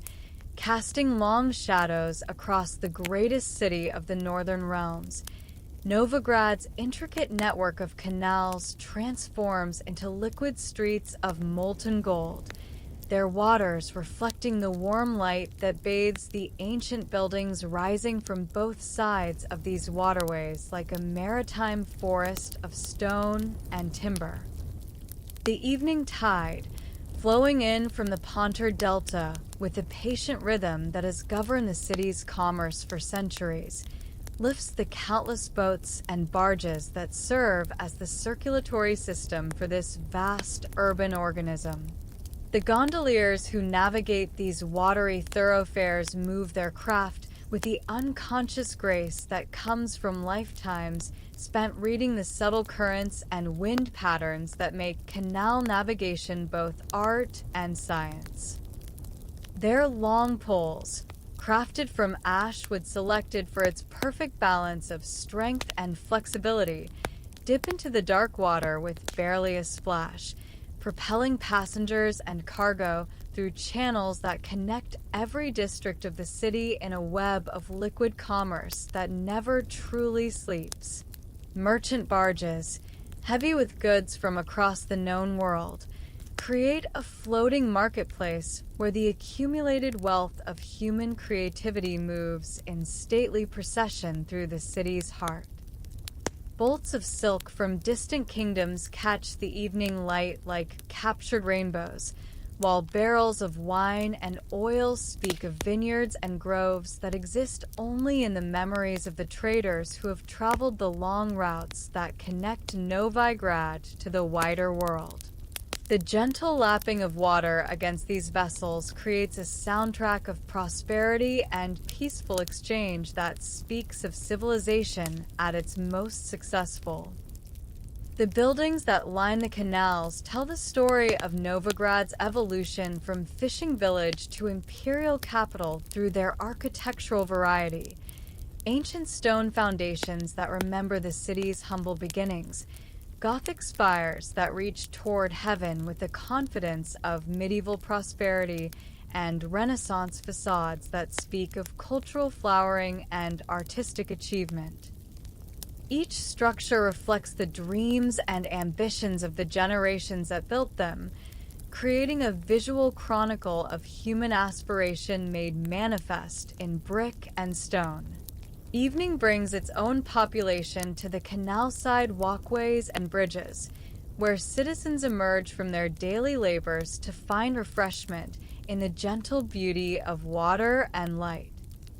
Couples stroll hand in hand along the stone embankments, their quiet conversations mixing with the soft splash of oars and the distant music that drifts from taverns and inns where the day's business, concludes in fellowship and shared stories of urban life. The bridges that span the canals at regular intervals serve as gathering points where the city's social life unfolds in a relaxed atmosphere that comes when the day's urgent business gives way to the gentler pleasures of community and connection. Street musicians position themselves at strategic locations where their melodies can carry across the water, creating an acoustic environment that transforms the practical necessity of transportation into something approaching the magical. Within Novigrad's ancient walls, where narrow streets wind between buildings that have housed the city's intellectual life for generations beyond counting, the scribe's quarter maintains its quiet dedication to the preservation and reproduction of the written word. Here, in workshops where the scratch of quills provides a constant gentle rhythm, master scribes continue the patient work of transforming human thought into permanent form through the careful application of ink to parchment, creating documents that will carry contemporary knowledge safely into an uncertain future. The quarter's atmosphere reflects the contemplative nature of its primary occupation, with stone buildings designed to provide the steady light and quiet environment required for detailed work that demands both precision and sustained concentration. Windows positioned to catch the morning sun without creating harsh shadows, thick walls that muffle the city's constant noise, and courtyards where scribes can rest their eyes and minds between periods of intensive labor create an urban sanctuary dedicated to intellectual pursuits. Master scribes, their fingers permanently stained with the inks of their trade, move between their workshops and the quarter's central library with the measured pace of men who have learned that meaningful work cannot be hurried, without sacrificing the quality that makes their efforts valuable to future generations. Their knowledge encompasses not just the technical skills required for beautiful lettering and accurate copying, but also the deeper understanding of language and meaning that allows them to serve as editors and interpreters of the texts they reproduce.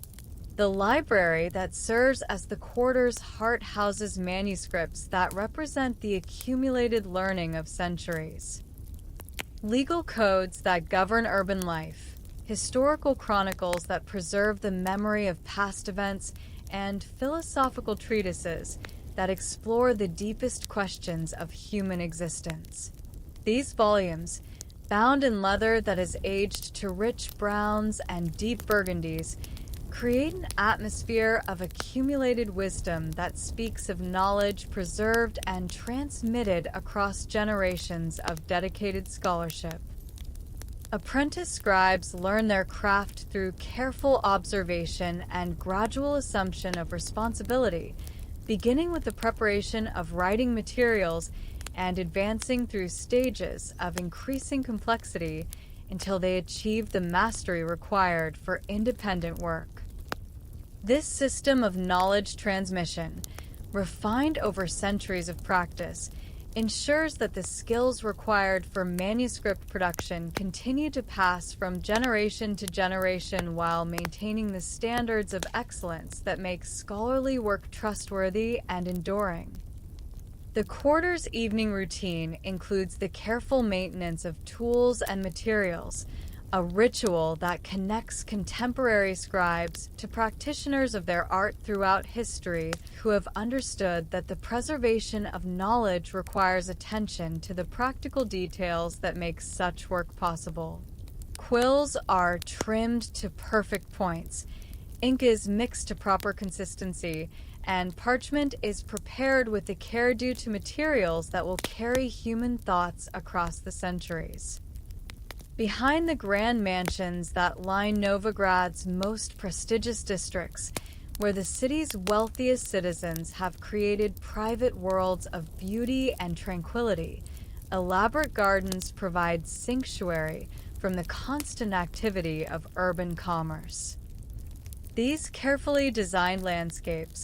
where exotic plants from across the known world grow in harmony with local species, represent the marriage of wealth and aesthetic sensibility that characterizes the merchant princes who have made Novigrad the Northern Realm's greatest center of trade and cultural exchange. The gardens themselves reflect the global reach of Novigrad's commercial networks, with specimens that tell stories of distant lands and the trading relationships that have brought their seeds and cuttings to northern soil. Olive trees from southern kingdoms provide silver-green foliage that speaks of Mediterranean sunshine, while ornamental grasses from eastern steppes add texture and movement that changes with every breeze. Each plant represents not just horticultural achievement, but also the connections that bind the city to the wider world through commerce and cultural exchange. Water features throughout these private paradises provide both irrigation for exotic plants and the soothing sound of flowing water that creates an atmosphere of peace and contemplation.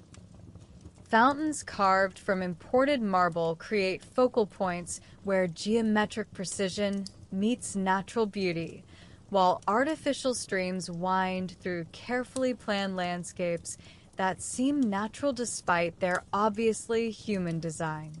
The gentle music of moving water masks the city's constant noise while providing the humidity that allows tropical plants to thrive in northern climates. The evening hours transform these gardens into stages for the social rituals that maintain the relationships essential to successful commerce. Merchant families gather on terraces overlooking their private landscapes, their conversations mixing business considerations with appreciation for the beauty they have created through careful investment in landscape architecture.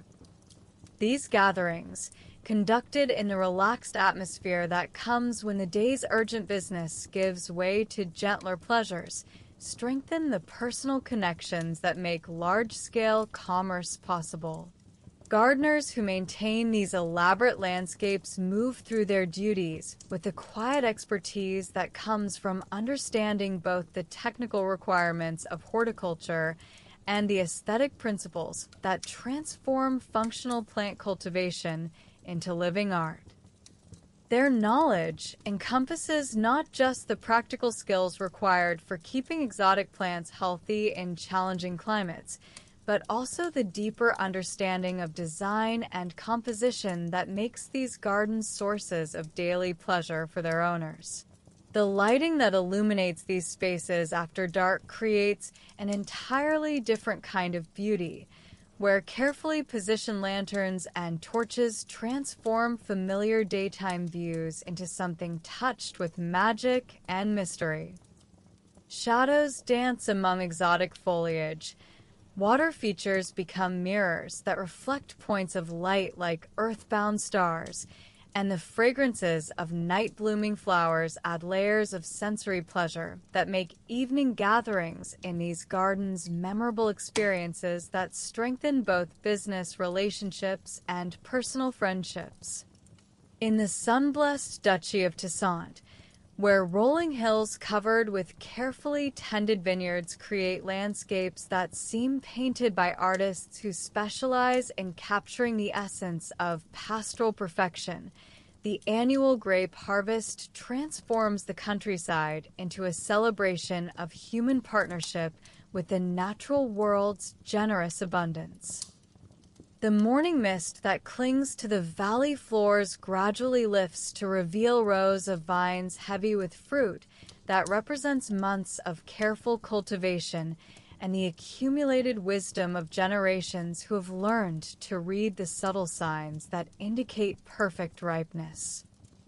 The vintner himself embodies the particular combination of scientific knowledge and intuitive understanding required for the creation of wines that capture not just the essence of the grape, but also the character of the specific soil, climate, and season that produced them. His weathered hands, stained purple from years of harvest work, can assess ripeness through touch and taste with accuracy that rivals any instrument, while his deep knowledge of fermentation and aging processes allows him to guide the transformation of simple grape juice into complex beverages that improve with time and careful storage. The vineyard workers who assist with the harvest move through the rows with the efficient grace that comes from experience, with work that must be completed within the narrow window when grapes reach perfect maturity. Their conversations, conducted in the mixture of languages that characterizes any region where seasonal labor draws workers from distant places, create a soundtrack of human cooperation that harmonizes with the natural sounds of the countryside.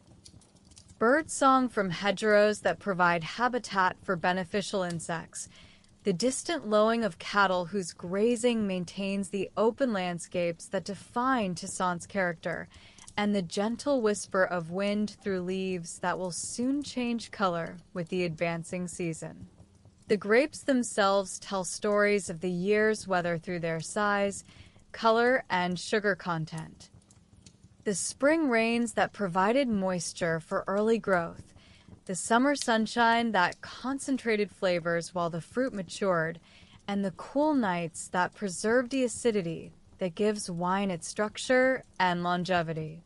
Each cluster represents a unique combination of factors that can never be exactly replicated, making every vintage a distinct expression of the specific conditions that produced it.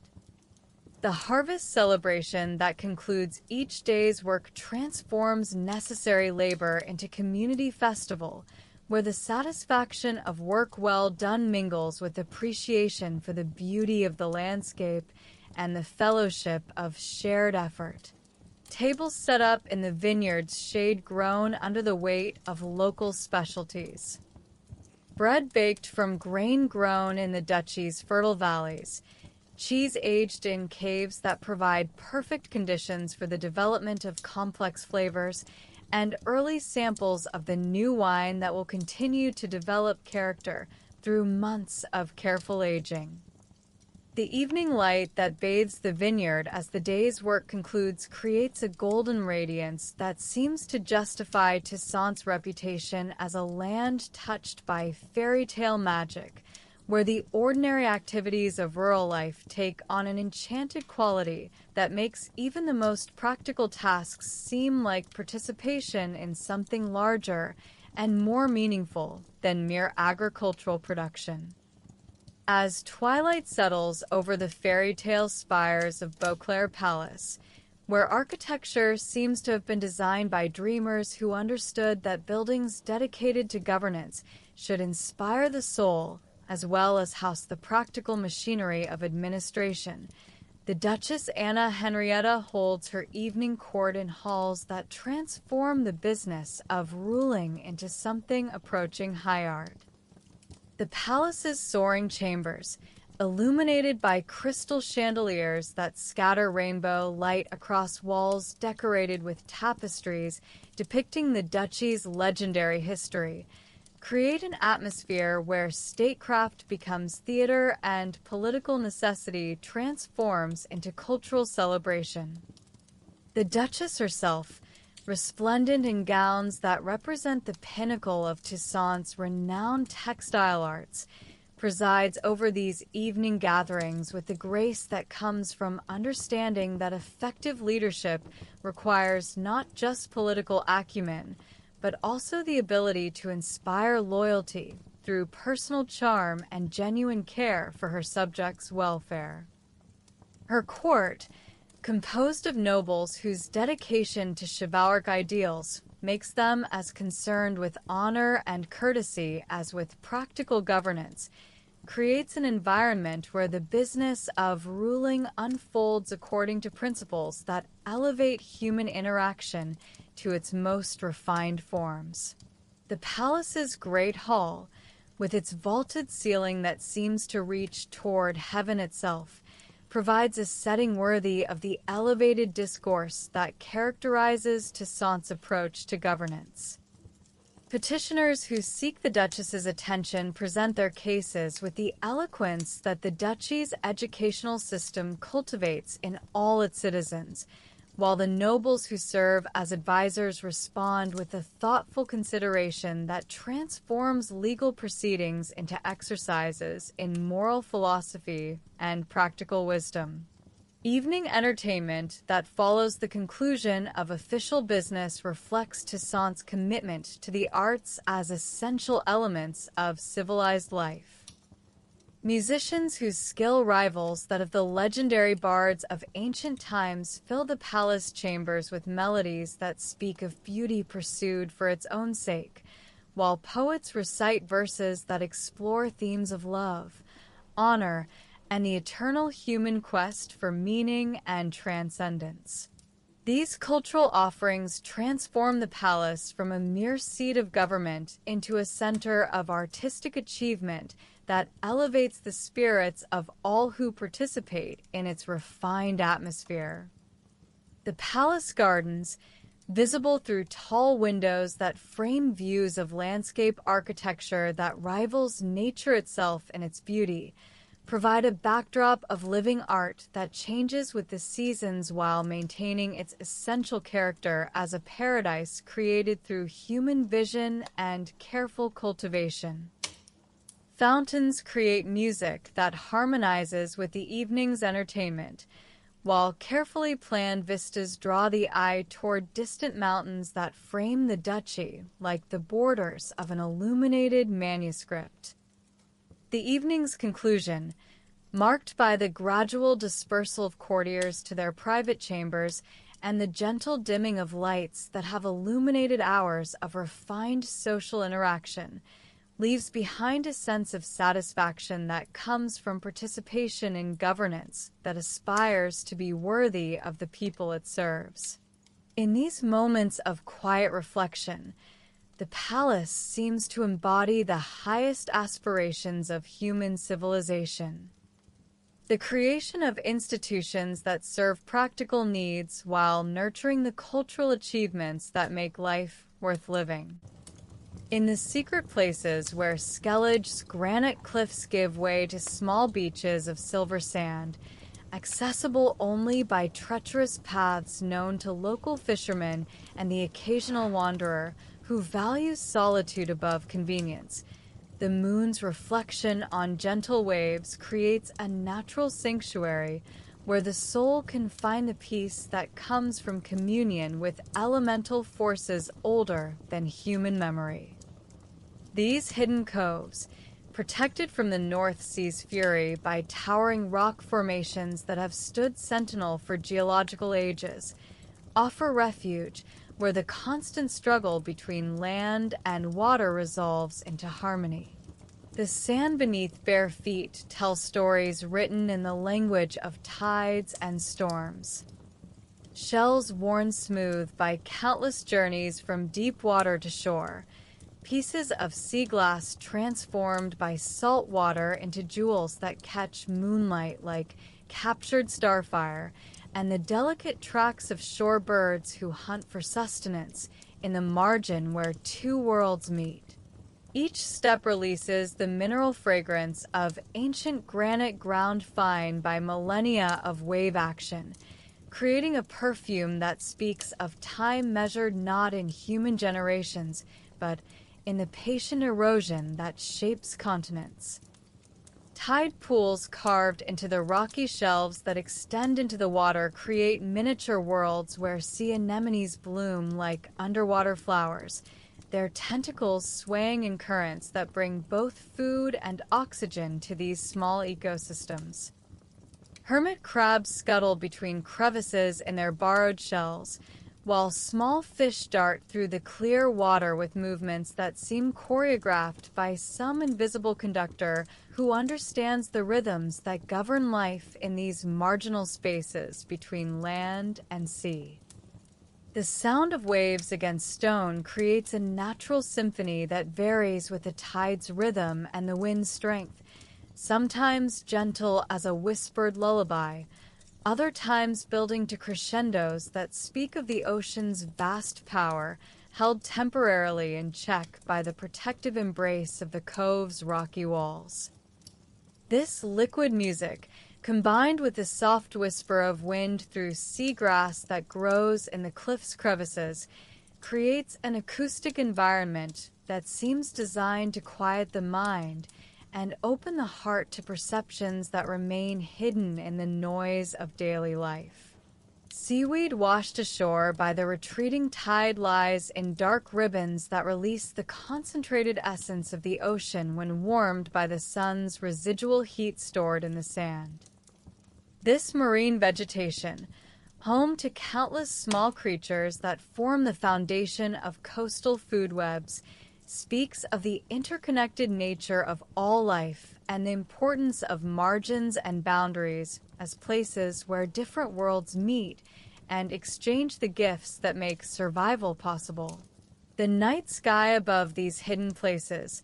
unmarred by the light pollution that dims the stars above populated areas, reveals the cosmic context that makes earthly concerns seem both precious and temporary.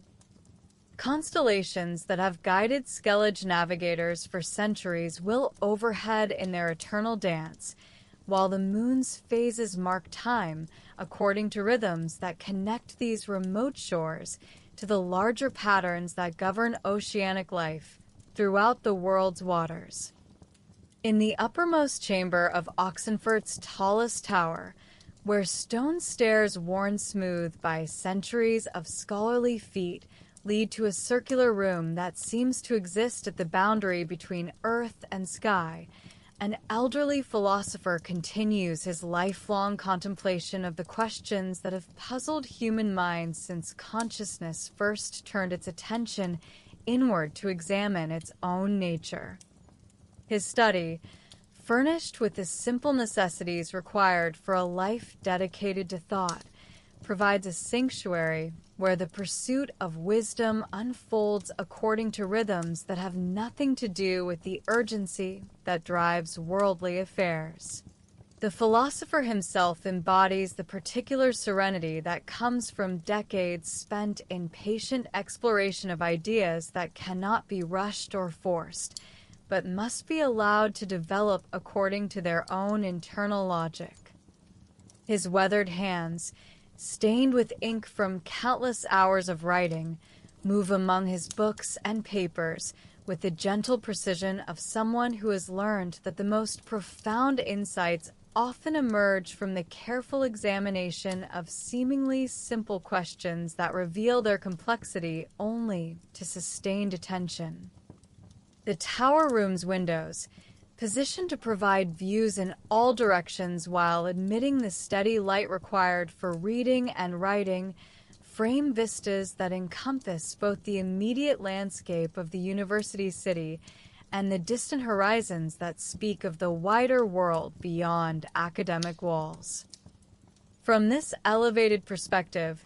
the daily activities of urban life take on a different character, their individual urgencies dissolving into patterns that reveal the underlying rhythms that govern human community and cultural development. Books line the chamber's curved walls from floor to ceiling, their volumes representing the accumulated wisdom of ages and the ongoing conversation between minds separated by centuries, but united in their dedication to understanding the fundamental questions that define human existence. Ancient texts in languages that few scholars still read rest beside contemporary works that continue the eternal dialogue between past and present, while manuscripts in the philosopher's own hand record his contributions to discussions that will continue long after his individual voice falls silent. The evening hours, when the tower's height places it among the first structures to catch the setting sun's rays and the last to surrender them to approaching darkness, provide optimal conditions for the kind of reflection that transforms information into wisdom. The gradual change from daylight to darkness, observed from this elevated vantage point, becomes a daily meditation on the nature of time, change, and the cycles that govern all existence, from the cosmic to the personal. The silence that characterizes these heights differs from mere absence of sound. It represents instead a profound quiet that seems to absorb and transform the small noises that do penetrate the tower's stone walls, making each distant bell, each cry of birds passing overhead, each whisper of wind around the tower's battlements into something worthy of contemplation. In this silence, thoughts can develop according to their own logic without the constant interruption that fragments attention and prevents the sustained focus required for genuine philosophical inquiry. Where ancient paths wind through Wieland's oldest forests to reach a clearing that seems to exist outside ordinary time, a master herbalist has created a sanctuary dedicated to the patient study of nature's pharmacy and the cultivation of plants whose healing properties have been recognized and refined through generations of careful observation. Her cottage, built from materials gathered from the surrounding forest and designed to blend seamlessly with its natural environment, serves as both home and laboratory for work that bridges the gap between traditional wisdom and contemporary understanding of the healing arts. The herbalist herself represents the living continuation of knowledge that stretches back to humanity's earliest understanding of the relationship between human health and the plant kingdom's generous abundance. Her hands, permanently stained green from years of working with plant essences, can identify medicinal species by touch alone, while her deep knowledge of seasonal timing allows her to harvest each plant at the precise moment when its healing properties reach peak potency.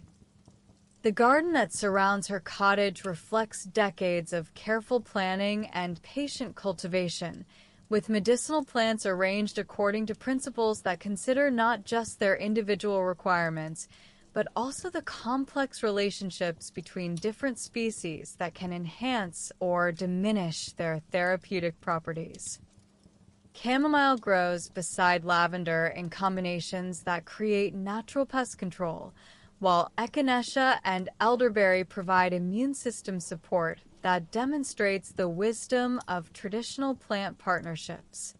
The cottage's interior houses the tools and materials required for transforming raw plant materials into medicines that can be stored and transported without losing their effectiveness. Drying racks suspended from the ceiling hold herbs in various stages of preservation, while shelves lined with carefully labeled jars contain tinctures, oils, and powders that represent the concentrated essence of countless growing seasons. The air itself carries the mingled fragrances of healing plants, creating an atmosphere that seems to promote health and well-being simply through inhalation. The herbalist's daily routine follows rhythms that connect her work to the larger patterns of seasonal change and natural cycles that govern plant growth and development. Morning hours are spent in the garden, observing the subtle signs that indicate when plants are ready for harvest, while afternoon work focuses on the preparation and processing that transforms fresh materials into stable medicines that will retain their potency through months of storage. Evening brings the quiet hours when the herbalist records her observations in journals that represent decades of accumulated knowledge about plant behavior, seasonal variations, and the countless factors that influence medicinal potency. These records, written in her careful hand and illustrated with detailed drawings that capture the essential characteristics of each species, form a library of practical wisdom that will guide future generations of healers in their work of alleviating human suffering through partnership with the natural world. Beyond the fairy tale splendor of Toussaint's public spaces, where a narrow path winds through vineyards and olive groves to reach a small monastery that has maintained its quiet dedication to spiritual contemplation for centuries. Gardens designed according to principles that make physical beauty serve spiritual development provide sanctuary for those who seek deeper meaning than the duchy's courtly pleasures can provide. These contemplative spaces, where every element has been chosen and positioned to encourage reflection and inner peace, represent the marriage of aesthetic sensibility and religious devotion that characterizes Toussaint's approach to the sacred. The monastery itself, built in the simple Romanesque style that emphasizes substance over ornamentation, houses a small community of monks whose daily routine of prayer, work, and study creates an atmosphere of profound tranquility that seems to radiate outward into the surrounding landscape. Their gardens, tended with the same devotion they bring to their spiritual practices, demonstrate the possibility of creating earthly beauty that serves purposes beyond mere aesthetic pleasure. The garden's design follows principles that transform the act of walking through cultivated landscapes into a form of moving meditation, where carefully planned vistas and strategically placed benches provide opportunities for reflection while the overall layout encourages the kind of gentle, unhurried movement that allows the mind to settle into contemplative states. Paths wind between beds of herbs whose fragrances have been chosen for their ability to promote mental clarity and emotional balance, while water features provide the sound of flowing water that masks distracting noise while creating acoustic conditions that support meditation. The monks who tend these gardens move through their duties with the unhurried grace that comes from understanding that their work serves purposes that extend far beyond practical horticulture. Their knowledge encompasses not just the technical skills required for successful plant cultivation, but also the deeper wisdom that allows them to create spaces where physical beauty becomes a pathway to spiritual insight and personal transformation. The monastery's library, housed in a building that overlooks the gardens through windows positioned to provide inspiring views while admitting the steady light required for reading and copying manuscripts, contains texts that explore the relationship between contemplation of natural beauty and the development of spiritual understanding. These volumes, many copied by the monks themselves during the quiet hours when manual labor gives way to intellectual work, preserve wisdom traditions that understand the natural world as a source of divine revelation accessible to those who approach it with proper reverence and attention. The evening hours, when the monastery bells call the community to vespers and the garden's beauty takes on the ethereal quality that comes with the approach of darkness, transform these cultivated spaces into something that seems to exist at the boundary between earthly and heavenly realms. The fragrance of night-blooming flowers mingles with incense from the chapel to create an atmosphere that encourages the kind of prayer and meditation that connects individual consciousness to the larger patterns of meaning that give human existence its deepest significance. In the highest tower of Novigrad's University District, where a spiral staircase worn smooth by generations of scholars leads to an observatory that places its occupant among the stars themselves, an elderly astronomer continues the ancient human quest to understand the cosmic patterns that govern earthly existence. His instruments, crafted by the finest artisans and calibrated through decades of careful observation, transform the night sky from a source of wonder into a readable text that reveals the mathematical principles underlying the apparent chaos of celestial motion. The astronomer himself embodies the particular combination of scientific rigor and poetic sensibility required for work that stands at the intersection of precise measurement and profound mystery.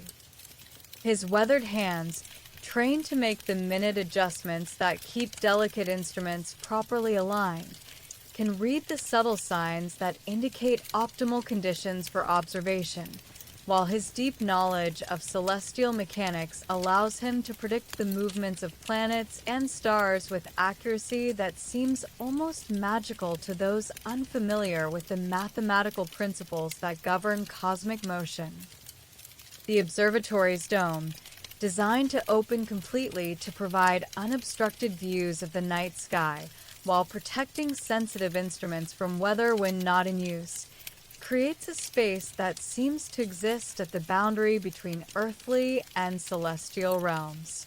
When opened to reveal the star-filled darkness above, the chamber becomes a temple dedicated to the worship of cosmic beauty and the patient pursuit of understanding that transforms wonder into knowledge. The instruments themselves represent centuries of refinement in the tools required for astronomical observation. Telescopes that gather and focus starlight to reveal details invisible to the naked eye. Astrolabes that map the relationships between celestial objects and earthly coordinates, and armillary spheres that demonstrate the complex motions that govern planetary behavior. Each device embodies the accumulated wisdom of generations of observers who have contributed to humanity's growing understanding of its place within the larger cosmic order. The night's work begins with the careful preparation of instruments and the recording of atmospheric conditions that might affect the quality of observations, followed by hours of patient watching that requires both technical skill and the kind of sustained attention that transforms routine measurement into something approaching meditation. The astronomer's logbooks, filled with decades of careful records, document not just the positions and movements of celestial objects, but also the gradual development of understanding that comes from sustained observation of patterns that unfold over timescales that dwarf human lifespans. The pre-dawn hours, when the observatory's elevation above the city's rooftops provides optimal viewing conditions while the approaching sunrise creates a natural conclusion to the night's work, offer moments of profound beauty that justify the dedication required for astronomical study. The gradual lightening of the eastern sky, observed from this elevated perspective, becomes a daily reminder of the Earth's place within the larger cosmic dance, while the last stars visible before daylight takes command speak of the vast distances and unimaginable scales that make human existence both precious and temporary. Deep beneath the cobblestone streets of Oxenfurt, where medieval builders unknowingly constructed their university above the ruins of an even older seat of learning, a vast underground library preserves manuscripts and scrolls that predate the current age by centuries. The chamber itself, carved from living rock by craftsmen whose techniques have been lost to time, maintains the perfect temperature and humidity that allows parchment and vellum to survive the passage of ages without decay, creating a repository of knowledge that spans the rise and fall of forgotten civilizations. The current librarian, a scholar whose dedication to preserving ancient wisdom has kept him in these subterranean halls for the better part of his adult life, moves among the towering shelves with the reverent care of someone who understands that he serves as guardian for humanity's accumulated learning. His soft footsteps on stone floors worn smooth by countless generations of researchers create barely a whisper in the profound silence that characterizes spaces dedicated to the preservation of thought made permanent through the written word. Illumination comes from specially designed oil lamps that burn with steady flames that produce neither smoke nor excessive heat. Their light carefully positioned to provide optimal reading conditions while protecting fragile manuscripts from the damage that harsh or flickering light can cause over time. The warm golden radiance creates pools of brightness that seem to float in the chamber's vast darkness, each reading alcove becoming an island of knowledge, where individual scholars can commune with minds separated from them by centuries, but united in the eternal human quest for understanding. The manuscripts themselves tell stories that extend far beyond their written content.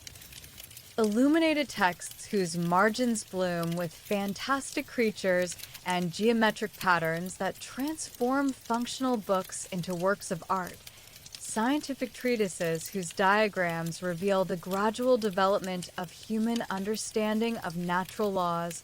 and philosophical works whose careful arguments demonstrate the evolution of thought about the fundamental questions that define human existence. Each volume represents not just information, but also the countless hours of human effort required to preserve knowledge across the generations. The library's organization follows principles developed over centuries of scholarly use, with texts arranged according to systems that allow researchers to trace the development of ideas across time and cultural boundaries. Ancient works on natural philosophy rest beside contemporary treatises that continue their investigations, while historical chronicles provide context for understanding how knowledge develops within specific cultural and temporal circumstances. The deep silence that characterizes these underground halls creates optimal conditions for the kind of sustained concentration required for serious scholarly work, where the mind can follow complex arguments without the constant interruption that fragments attention and prevents genuine understanding. In this profound quiet, the rustle of turning pages becomes significant, each sound marking another step in the eternal dialogue between past and present that makes learning a conversation across time rather than mere accumulation of information. In a narrow building wedged between larger structures in Novigrad's craftsman district, where the constant tick-tock of mechanical timepieces creates a gentle rhythm that seems to measure the heartbeat of urban life itself, a master clockmaker continues the precise work that transforms raw metal and carefully shaped gears into instruments capable of marking time's passage with mathematical accuracy. His workshop,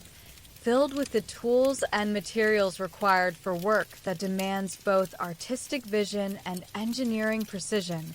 represents the marriage of practical necessity and aesthetic beauty that characterizes the finest examples of human craftsmanship.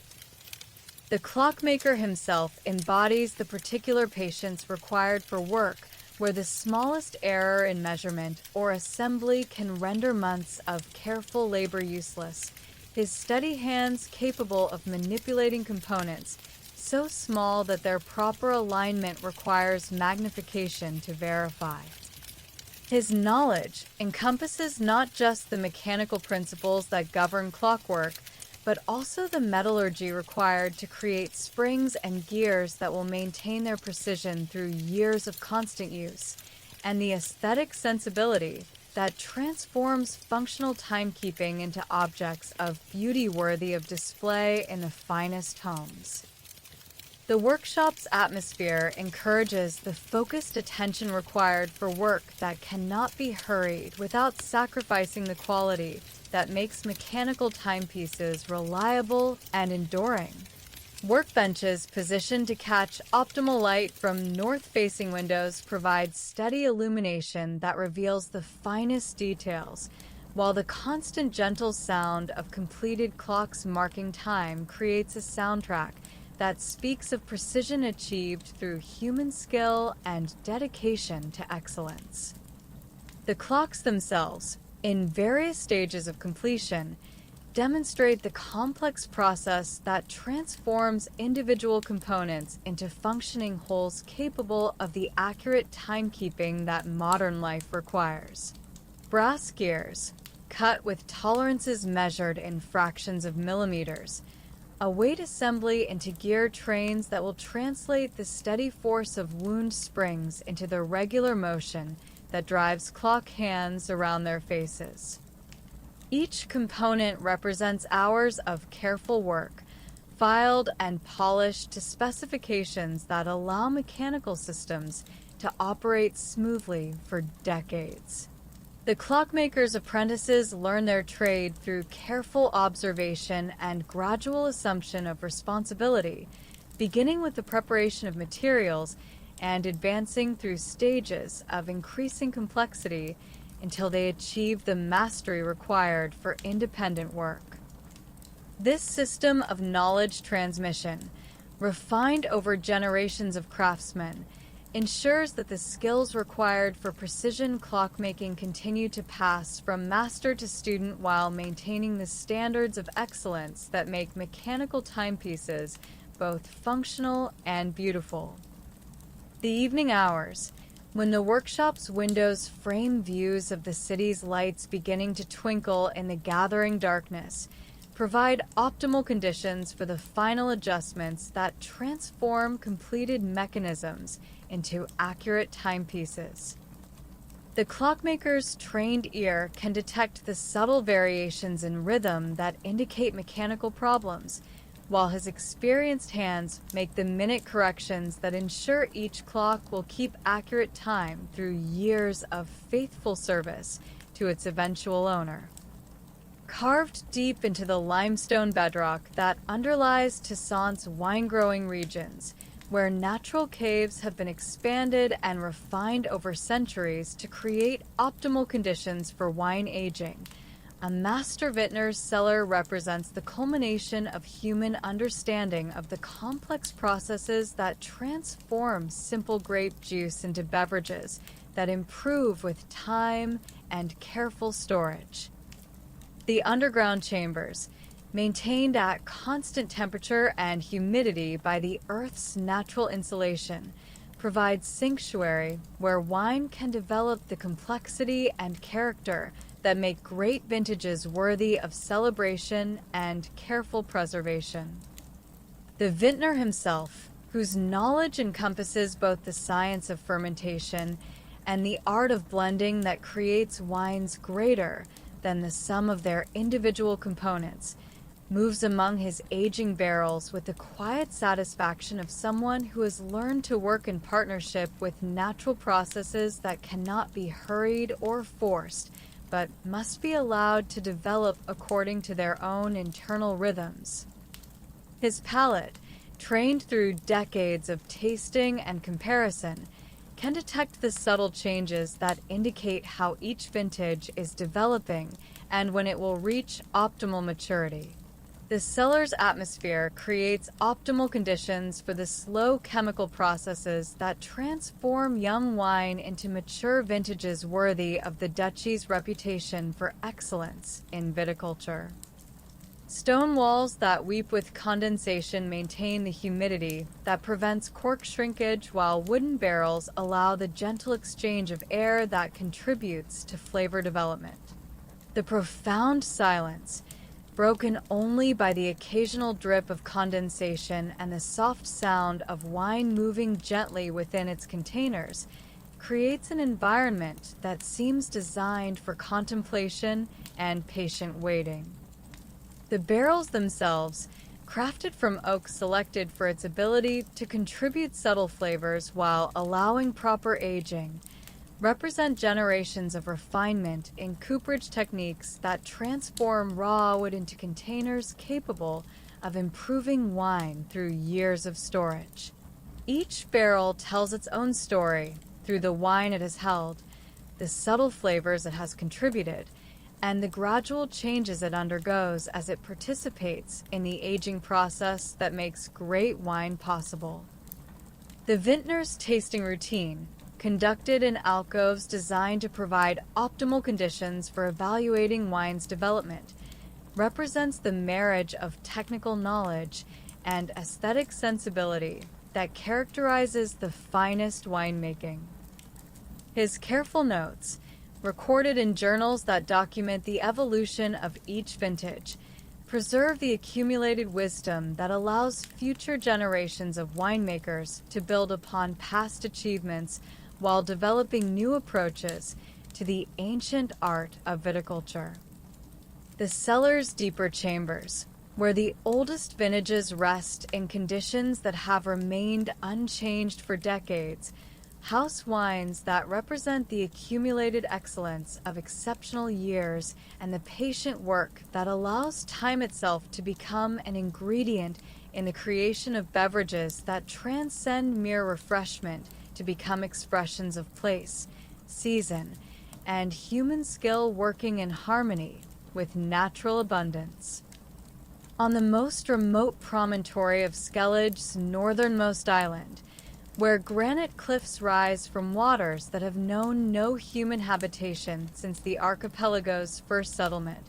a lighthouse stands as humanity's furthest outpost against the vast emptiness of the northern seas. The keeper of this isolated beacon maintains his solitary watch with the dedication of someone who understands that his faithful attention to duty represents the difference between safe passage and maritime disaster for the hardy souls who venture into these treacherous waters in pursuit of fish, trade, or the simple human need to test oneself against the ocean's challenges. The lighthouse itself, constructed from massive blocks of local stone fitted together with the precision required for structures that must withstand the full fury of North Atlantic storms, rises from its rocky foundation like a monument to human determination to create safety in the midst of natural forces that recognize no obligation to preserve human life. Its beacon, visible for dozens of miles across the open water, burns with a steady flame that has guided ships safely through dangerous passages for generations of seafaring families. The keeper's quarters, built into the lighthouse's base where thick stone walls provide protection from the constant assault of wind and weather, house the simple furnishings and essential supplies that support a life of deliberate isolation in service of the greater good. His daily routine, regulated by the rhythms of tides and weather rather than conventional timekeeping, includes the careful maintenance of the beacon's mechanism, the monitoring of atmospheric conditions that might affect visibility, and the constant vigilance required to spot vessels that might require assistance. The dawn hours, when the lighthouse's elevation provides a panoramic view of the sea's awakening as the first light reveals the vast expanse of water that separates Skellige from the rest of the world, offer moments of extraordinary beauty that compensate for the isolation that defines the keeper's existence. The gradual lightening of the eastern horizon, observed from this ultimate vantage point, becomes a daily reminder of the Earth's place within the larger cosmic order, while the sight of distant sails catching the morning breeze speaks of human courage and the eternal quest for discovery that drives men to venture beyond familiar shores. The weather station that occupies part of the lighthouse's upper levels allows the keeper to contribute to the accumulated knowledge that helps mariners navigate these dangerous waters more safely. His careful observations of wind patterns, barometric pressure, and sea conditions becoming part of the database that supports maritime commerce throughout the northern regions. This scientific work transforms his isolation into a form of service that connects his individual existence to the larger community of those who depend on accurate weather information for their safety and success. The evening ritual of lighting the beacon, performed as natural light fades and the sea takes on the mysterious character that makes night navigation both dangerous and beautiful, represents the daily renewal of the keeper's commitment to his essential work. As the great lens begins its rotation, sending beams of light sweeping across the dark waters in patterns that spell safety to those who know how to read them, the lighthouse becomes a symbol of human civilization's determination to create order and security in the midst of natural forces that remain forever wild and unpredictable. In a secluded valley where medieval monks established a monastery dedicated to the preservation and reproduction of sacred texts, the scriptorium continues its quiet work of transforming human thought into permanent form through the patient application of ink to parchment. The chamber itself, designed according to principles that provide optimal conditions for detailed work requiring both precision and artistic sensibility, houses a community of scribes whose dedication to their craft represents one of humanity's most essential activities, the preservation of knowledge across the generations that separate past wisdom from future need.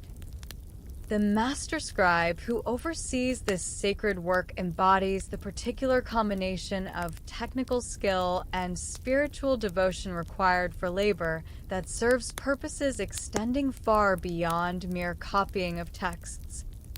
His knowledge encompasses not just the mechanics of beautiful lettering and accurate reproduction,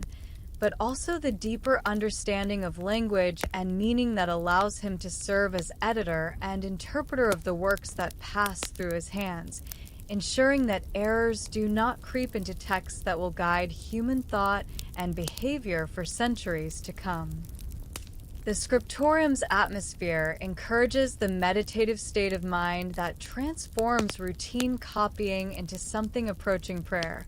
where the act of reproducing sacred texts becomes a form of worship that connects the scribe to the divine wisdom contained within the words he so carefully preserves. The gentle scratch of quills against parchment creates a soundtrack of patient devotion, while the soft whisper of pages turning and the occasional murmur of consultation between scribes working on collaborative projects adds layers of human community to work that might otherwise become isolating in its demands for sustained concentration. The manuscripts in various stages of completion demonstrate the complex process that transforms blank parchment into illuminated texts whose beauty serves the sacred content they preserve. Initial letters bloom with fantastic decorations that transform functional writing into works of art, while margins filled with intricate patterns and symbolic imagery create visual environments that enhance the spiritual impact of the words they frame. Each page represents hours of careful work, where technical precision must combine with artistic vision to create books worthy of the sacred knowledge they contain. The monastery's library, housed in chambers adjacent to the scriptorium, where completed manuscripts find their permanent home, contains texts that represent the accumulated wisdom of centuries. Theological treatises that explore the deepest questions of human existence, historical chronicles that preserve the memory of past events, and philosophical works that continue the eternal dialogue about meaning and purpose that defines human consciousness at its most developed levels. The evening hours, when the scriptorium's windows frame views of the valley's peaceful landscape and the approaching darkness signals the end of the day's work, provide time for the reflection and prayer that prepare the scribes for another day of service to the preservation of human knowledge. In these quiet moments, the significance of their work becomes clear. They serve as guardians of the wisdom that connects past and future, ensuring that the insights achieved by previous generations remain available to guide and inspire those who will face similar challenges in times yet to come. Within the ancient walls of Kaer Morhen, where centuries of weathering have softened the harsh lines of what was once a fortress designed for war, a small garden has taken root in the protected courtyard where sunlight filters through gaps in the surrounding battlements to create a sanctuary of unexpected peace. This quiet space, tended by those who have found in the cultivation of growing things a balm for souls that have known too much of the world's darkness, represents the possibility of transformation and renewal even in places marked by conflict and loss. The garden itself reflects the patient work of many hands over many seasons, where herbs useful for healing grow beside flowers chosen purely for their beauty, creating a living testament to the human capacity for creating life and loveliness even in the aftermath of destruction. Ancient stone planters, carved from blocks that once formed defensive walls, now cradle soil enriched by years of careful composting,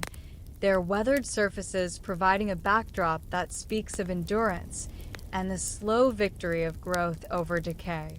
The morning hours, when mist rises from the valley below and the first light touches the garden's carefully tended beds, transform this small space into something that seems to exist outside the ordinary flow of time.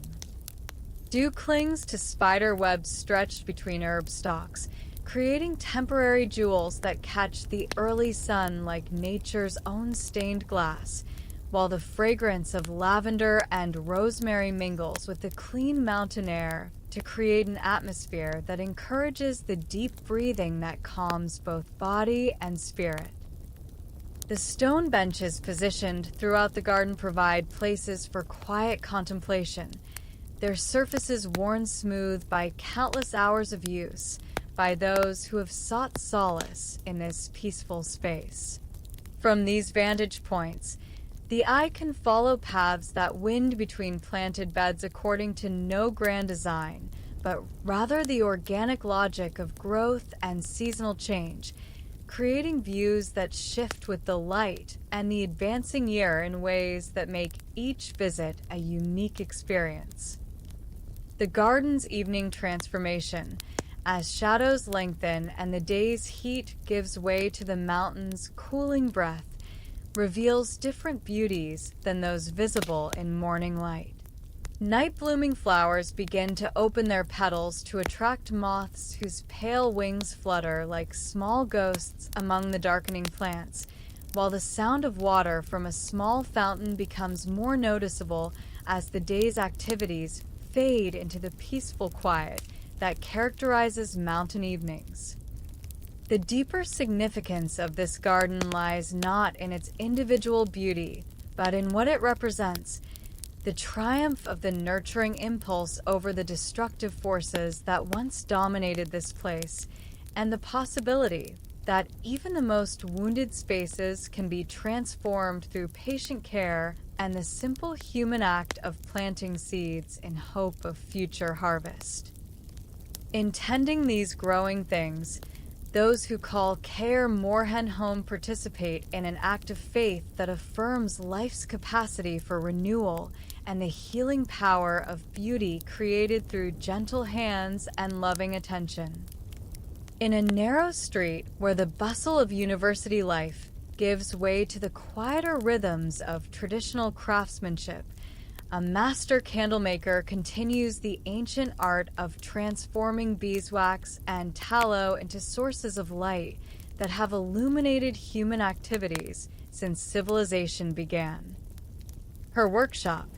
filled with the tools and materials required for work that combines practical necessity with aesthetic beauty,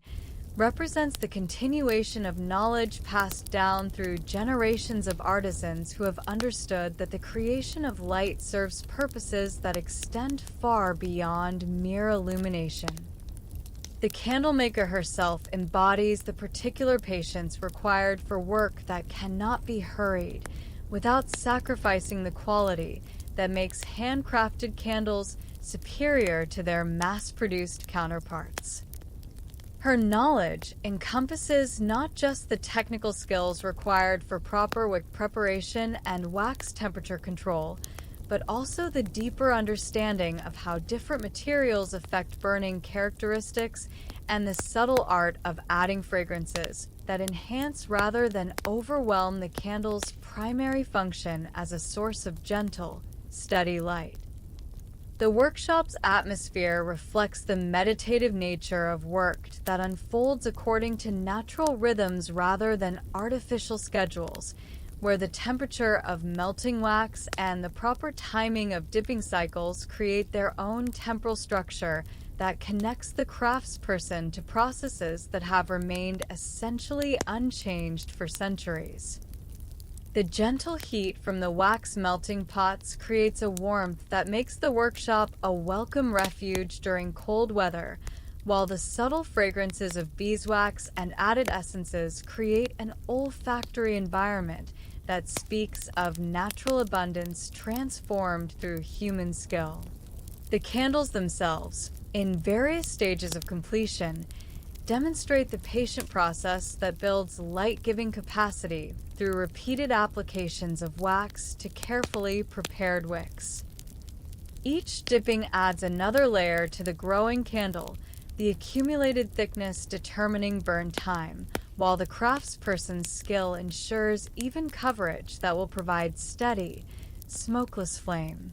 The finished products, arranged according to size and purpose, represent hours of careful work that will provide light and comfort to those who purchase them for their homes and workplaces. The evening hours, when the workshop's windows frame views of the city's lights beginning to twinkle in the gathering darkness, provide optimal conditions for the final stages of candle production.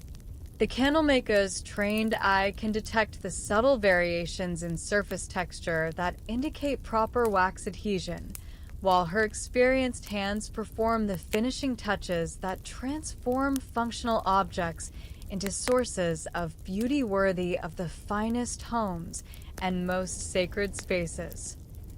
The deeper significance of the candlemaker's art lies in its connection to humanity's eternal relationship with light and darkness, the daily cycle that has shaped human consciousness since our species first gathered around fires for warmth and protection.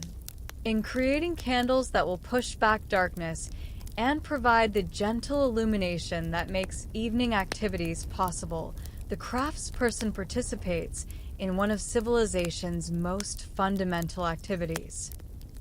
The transformation of raw materials into tools that enhance human life and create the conditions necessary for culture,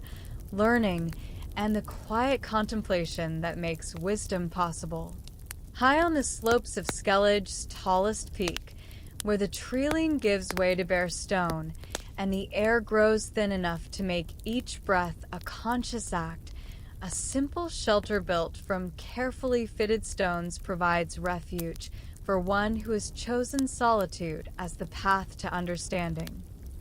The hermit who calls this austere place home has found in the mountain's harsh beauty and profound silence the conditions necessary for the kind of deep reflection that transforms ordinary consciousness into something approaching wisdom.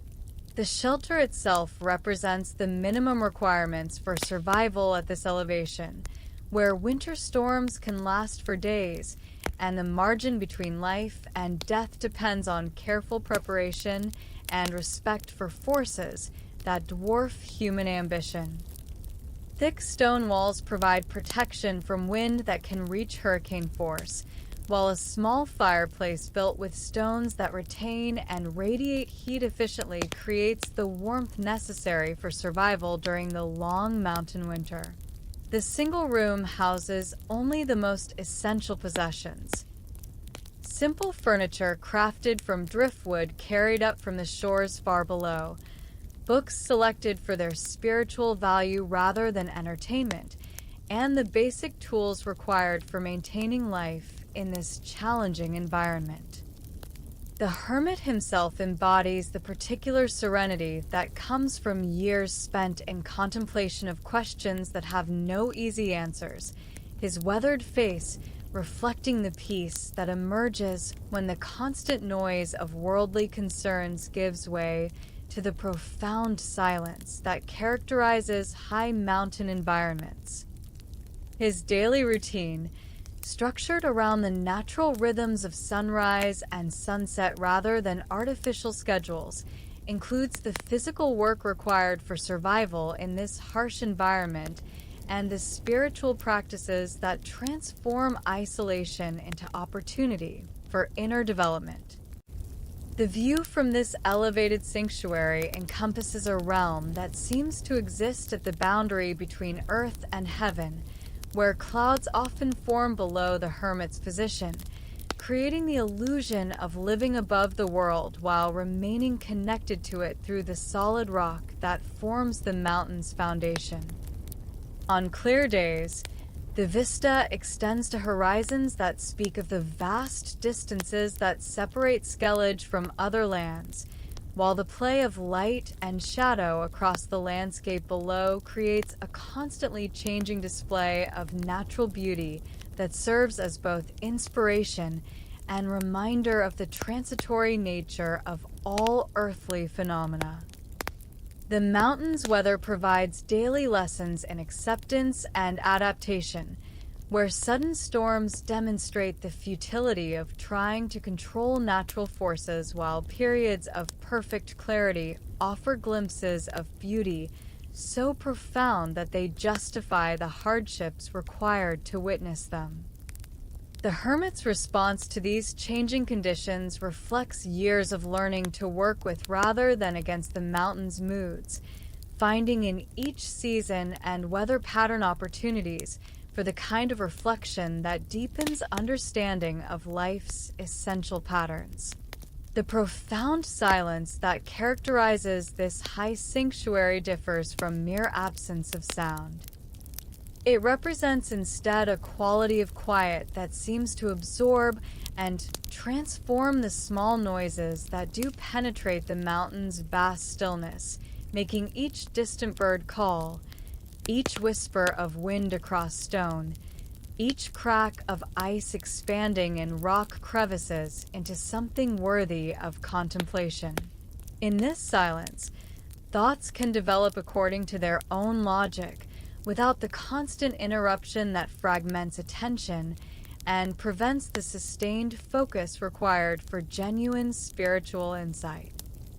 Where the Pontar River widens as it approaches its confluence with smaller tributaries that drain the surrounding countryside,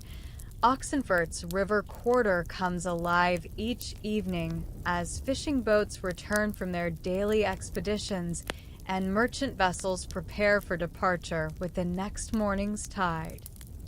The harbor itself, protected by stone breakwaters that have withstood centuries of spring floods and winter ice, provides sanctuary for the vessels that serve as the city's connection to the wider world through waterways that have carried commerce and culture between distant regions since civilization began. The harbor master, whose knowledge encompasses not just the practical requirements of managing river traffic, but also the deeper understanding of seasonal patterns and weather signs that make safe navigation possible, oversees the evening's activities with the calm efficiency that comes from decades of experience with the rhythms that govern waterborne commerce. His office, positioned to provide optimal views of the harbor's various docks and anchorages, serves as the nerve center for activities that connect Oxenfurt to trading partners throughout the river system and beyond. The fishing boats that constitute the harbor's most numerous vessels return with the day's catch as the sun begins its descent toward the western horizon, their holds filled with fish that will supply the city's markets and provide the protein that supports urban life. The fishermen themselves, their weathered faces reflecting years of work under sun and sky, move through the familiar routines of securing their vessels and preparing their catch for market with the unconscious efficiency that comes from lifetimes spent in partnership with the river's seasonal abundance. The merchant vessels that share the harbor's facilities represent the commercial networks that make urban civilization possible, their holds filled with goods that speak of distant places and the human ingenuity that transforms local specialties into trade goods worthy of transport across vast distances. Grain from fertile valleys, wine from sun-blessed hillsides, and manufactured goods that represent the accumulated skill of specialized craftsmen create a floating marketplace where the products of human labor find their way to those who can make best use of them.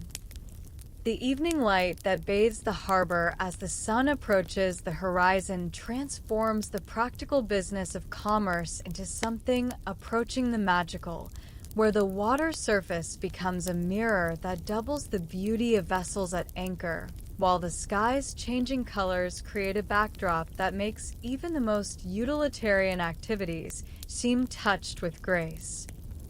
The gentle lapping of water against hulls creates a soundtrack of peaceful prosperity, while the distant calls of waterfall add wild music to the scene of human activity in harmony with natural rhythms. The harbor's evening transformation, as working vessels give way to pleasure craft and the day's commercial activities fade into the gentler pursuits of evening recreation, reveals the deeper significance of humanity's relationship with waterways that have served as highways for both goods and ideas throughout history. In the peaceful interaction between human activity and natural forces that characterizes a well-managed harbor,